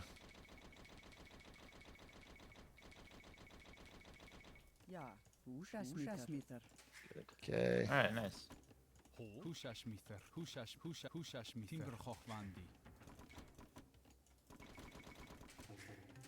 Okay. Okay. Looking pretty good. Let's find the So enemy. that's one of his golds. He's gonna be around here, basically. What? You knew that? Okay, that's his main gold. It's a So big he's really gold. close. Yeah, exactly. Okay. Interesting. He's not far then. That's good.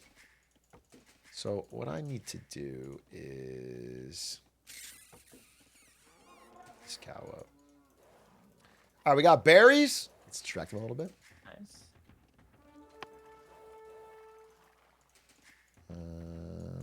The mental pressure's already been piled on actually, here. I need this. I need this. I need a.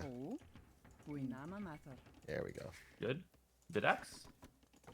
There we go. Perfect. You can go forward if you want it. Let's go for the berries. And then you go here. Make this. Less crazy aggression. Okay, him chasing us is good. Just don't fight. Yeah, it's Keep fine. I'm not running. gonna fight. I'm not gonna Less. Okay, and then I need to start getting farms.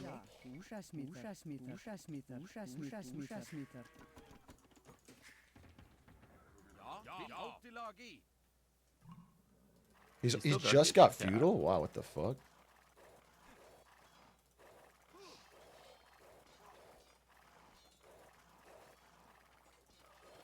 Oh, back up, back up, back up! That's good, that's good. Very worth. I would hit the mill while you're just chilling. Just hit the mill. Yeah. While you plan out your next move. Put some pressure on him. Good.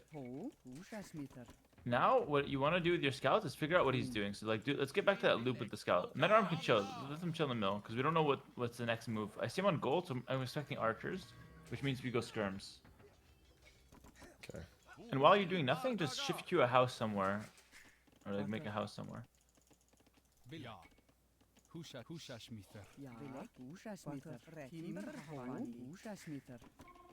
Nice. Alright, let's figure out what he's doing now. I need more fucking food. We got the mill. He's on stone. Stone. Oh, so he's fast casting. He wants to cheese you. So actually, let's make some archers fast, and let's pressure his golds and stone, not skirms. So. Yeah, make a house. Get a Fuck couple me. more vills on. Get a couple more vills on gold. Oh, sorry. Yeah, so what he wants to do is he wants to fast castle and get to Giberos. We have to make him stop. Well, he's stop not going to doing do that on my watch. Yeah. The archers have to be here yesterday. I can make a tower right here, and I might go. Yeah, that's really good, really good. Yeah. So when I hit his gold, as soon as he runs away from the gold, you march to the stone right away. Those are the two resources you want to deny from him. I need a blacksmith. Get a blacksmith? Yeah, dude, Yeah, I said it. Bro, before me. Good. Okay.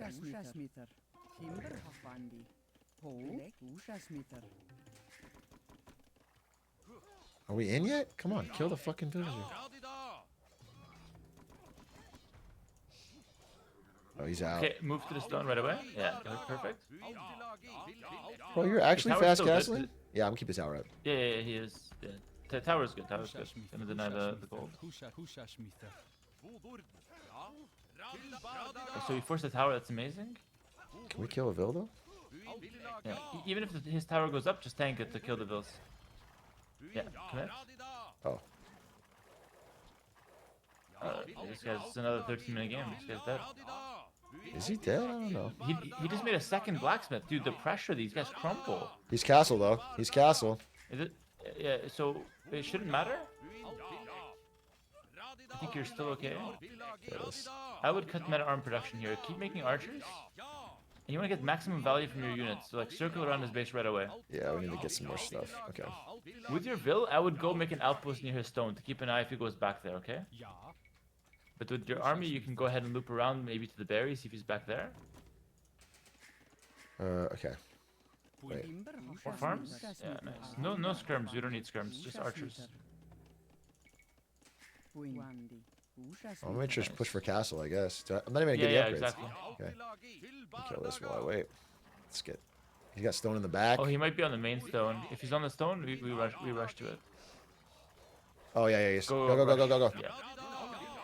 Nice. Okay, we're gonna do some big brain math right now. We're gonna calculate how much stone he I'm not doing that. based on how I'm much. just not doing in that. I'll tell you. He probably has around 400 total right now. Calculating the tower.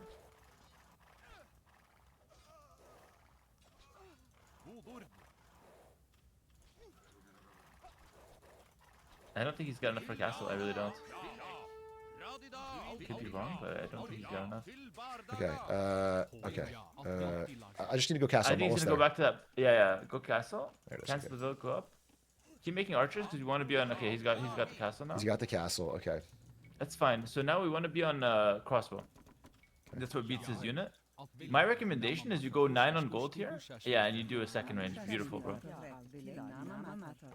Also, can we get a market real quick, just in case we need to buy for another tower? Okay,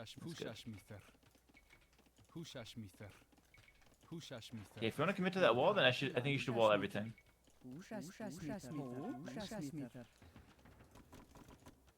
Get fleshing. Wall the front. Yeah, I'm gonna wall it. Where am I? Oh, he's killing castle. Okay. Yeah, no, not a problem. You guys need to be shooting that. And these archers should have been killing the fucking wood. Where's the... Yeah, if you can, it's good. But even if you don't kill it, it's fine. I would back up here, honestly. I think it's not worth it. Just back them up and keep them alive. And all new archers stay home now. We did enough damage to the point where we can just defend for the next couple minutes while we stabilize.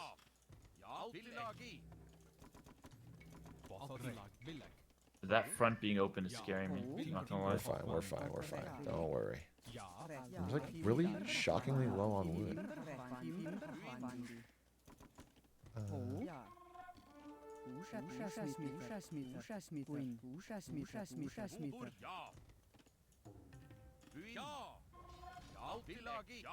Oh, the meadows are here. Coming in. Yeah, it's okay. Don't panic. It's good to upgrades. Crossbow Bodkin. Need this. You have a market? That's why we made it. Finish the gate from the front.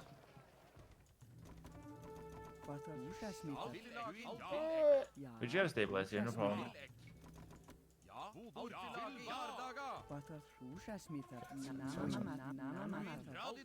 There we go. Good. Yeah. This is nothing. It's nothing. Okay. Alright, sell this. Yeah, get sell this. for Bodkin. Yeah. And I would go ballistics right away here. So go university. I need ballistics. Yeah. Gee, I forgot the fucking hotkey. Also, our wood villagers are running half a marathon to get back to the lumber camp. Let's just remake that. Let's go. Nice. Alright, bless. So once you fully wall, like finish the wall on the top. Perfect. He's got one Gebeto. I hope it doesn't run into our base because that's gonna mess you up. I would finish the gate in the front and then you're ready to attack again.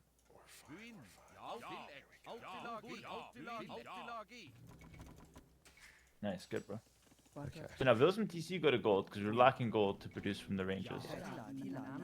Nice. Okay, get this. There's also that house on the right side that's unfinished. Where am I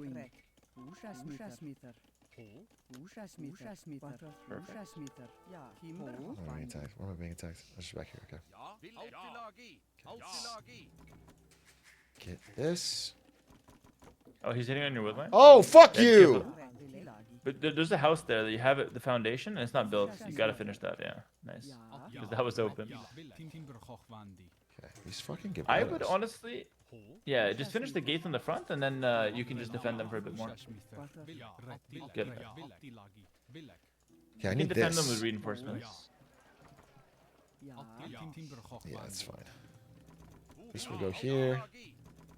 And the rest of my guys need to start doing some damage, so Yeah. we'll go over the stone. Best thing you can do is fight him head on and start killing his Gebetos, because you counter him right now.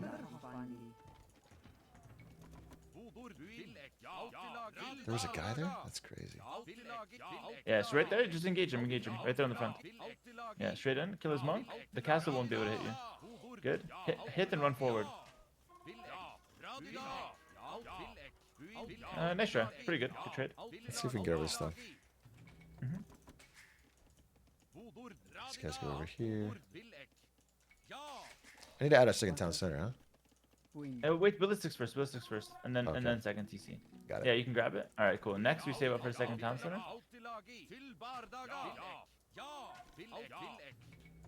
Yeah. Circle back to his gold. Keep the pressure on him high here. Okay. And then we get the armor upgrade as well, because we're trying to spend our food.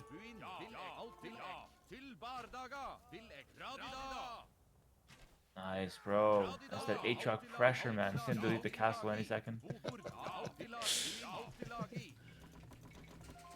Okay. I can get a.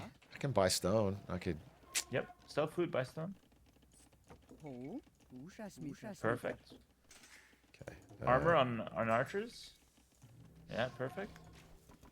Where's my? And now he's not attacking us, so let's just put pressure.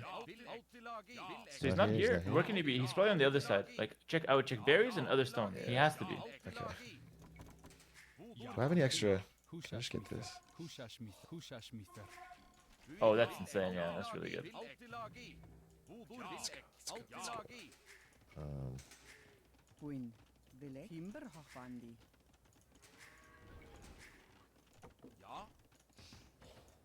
Come on, where are you, motherfucker?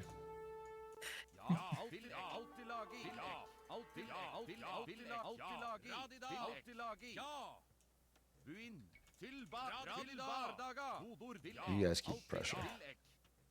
Nice, good. He's still 1 TC, so we're pulling ahead by default here.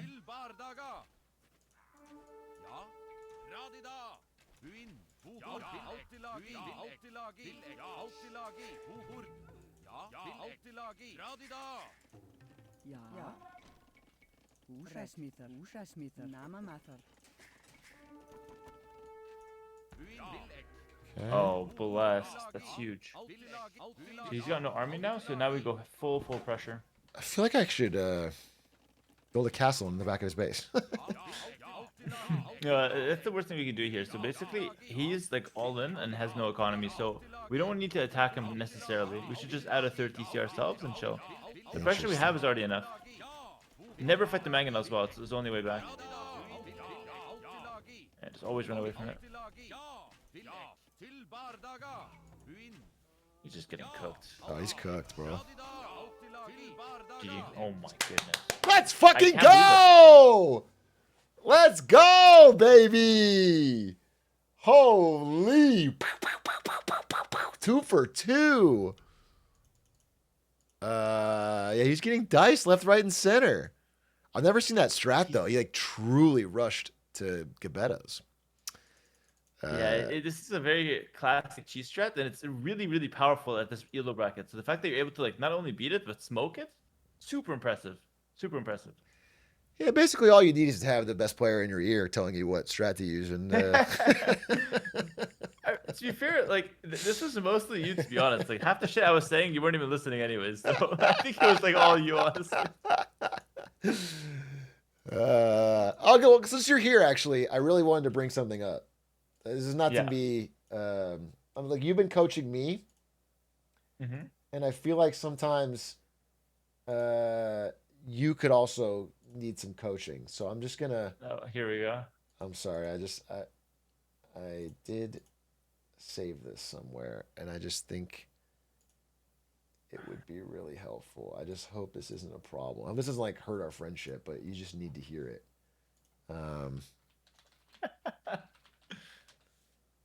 Where did I put this shit? This is like the second time I've wanted to show this to you, and I can't find it. But it's actually important. Like you need to see it, and it's like a big problem. Never seen. You might be top. Okay, here it is. Get in here. Ah! Good. Okay. No, I can't find it. Never mind. Are you serious? Oh my goodness. Next time, bro. Next time, I swear Can you to just God. tell me what it is? No. Bro, have it ready though. Bro, All right, I'll have it ready next time, but it's like important for you to see it because I just feel like it's not fair that I'm not contributing back towards you and giving you some real guide.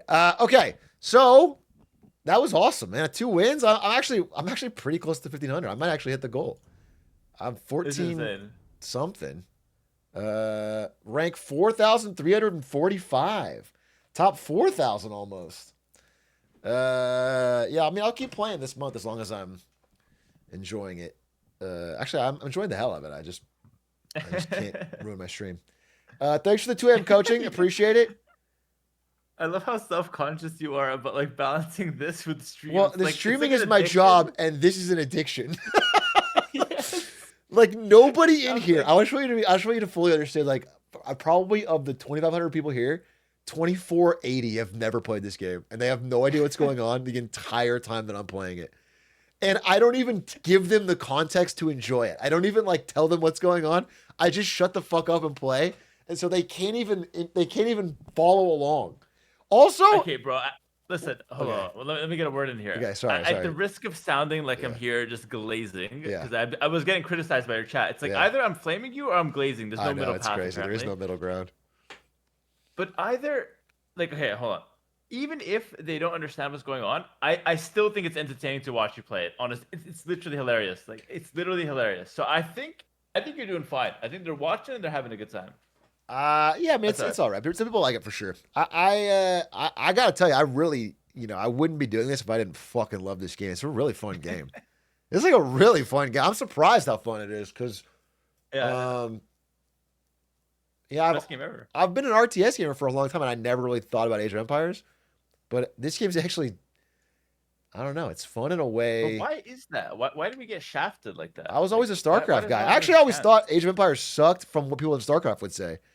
But this game is just as deep as Brood War, but kind of more fun because there's more civs and I feel like more options. I'm not doing the same. I don't know. I feel like I have to adapt more. Game's fun. It's just a good game. Yeah, it's just a good game. So it's cool. I'm excited because I might do something. I was talking to that guy T90. Mm-hmm. I might do something where, I don't know, we'll figure it out. But around a tournament, I want to like cast it to people that I want to do like a noob cast where we explain a top game, but only to people that don't understand what's going on. Because like if you watch Age of Empires professional casting, like they just assume what's going on, what this upgrade means. Oh, it's a big deal. We got this upgrade. Well, what does that mean? Whatever. They talk like you don't. Yeah.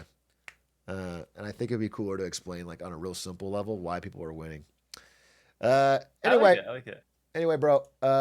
Appreciate you. Thanks for the therapy. Yeah, no problem, bro. Anytime. 2 a.m. No problem. Oh, what are you doing tomorrow? Have a good one. What are you doing tomorrow? What's your stream? You're in my morning routine, bro. You stream at the perfect hours. I wake up, I read the FT, Financial Times, and I watch your stream. Oh, that's a good time. And you're usually tomorrow's my day off, actually. Okay. Okay. Watch someone else, brother. Okay. There's kind of nobody else. I might be around. Either low-key, I'm kind of carrying the. You're low-key carrying the fucking category. Someone's got to step up. My viewers are fiends though. When I'm not on, they're like camping my Discord, waiting for the next like notification. It's just crazy. I feel guilty taking a day off, but not. Tomorrow's a day off, but I might be lurking at night for some more therapy, or if you want to. If you want to do the crossbow thing or something, that may be fun tomorrow. I like it. I like it. We'll figure something out. All right, man. Take it easy. Peace. Take it easy, bro. That's a good guy. I'm a big fan. He's like I said, it's just really rare for someone to be really, really good at the game, and then also good vibes, good content. We'll probably do a League 1v1 too. I think he can cook my fizz. We'll see. But I don't know. We'll see. Anything else I wanted to say? Nothing. Much love, Chad. Thanks for watching. Appreciate you. I'll see you tomorrow. I'm going to hit my sleep schedule, which I've been good at. I worked out this morning. I'm doing it all, bro. I'm trying to fucking... Atrioc August, so far, so good. We haven't missed a day yet either. It's only 3 days in, but it's not too our own horn yet. Back tomorrow, Atrioc August day 4. I'll try to beat Peak tomorrow. That's the plan, or at least play it. Goodbye, good night, thanks for watching! Oh, wait, one more promise. Wait, I just like that one more promise. Chat, you know I'm doing promises for Atrioc August, right? And there's one more promise I just did. Today. Let's pull it up. The promise was... Don't watch Smallville every night. Done. Check that off. Now I can watch Smallville all I want because I skipped a night. How about that? Just to fucking piss off the Smallville beggars. All right? I like Smallville too, but Jesus Christ. 2 promises down. We're on a great fucking streak. This one's... I need to do this. Beat Absolute Radiance. Actually, I need to change this. Beat Peak in August. No exceptions. I need to beat it. I have to set a goal. I have to beat Peak. With friends or with not, I have to beat it. All right. Goodbye. Thank you. Goodbye. Goodbye. Goodbye. Goodbye. Goodbye. Goodbye. Goodbye.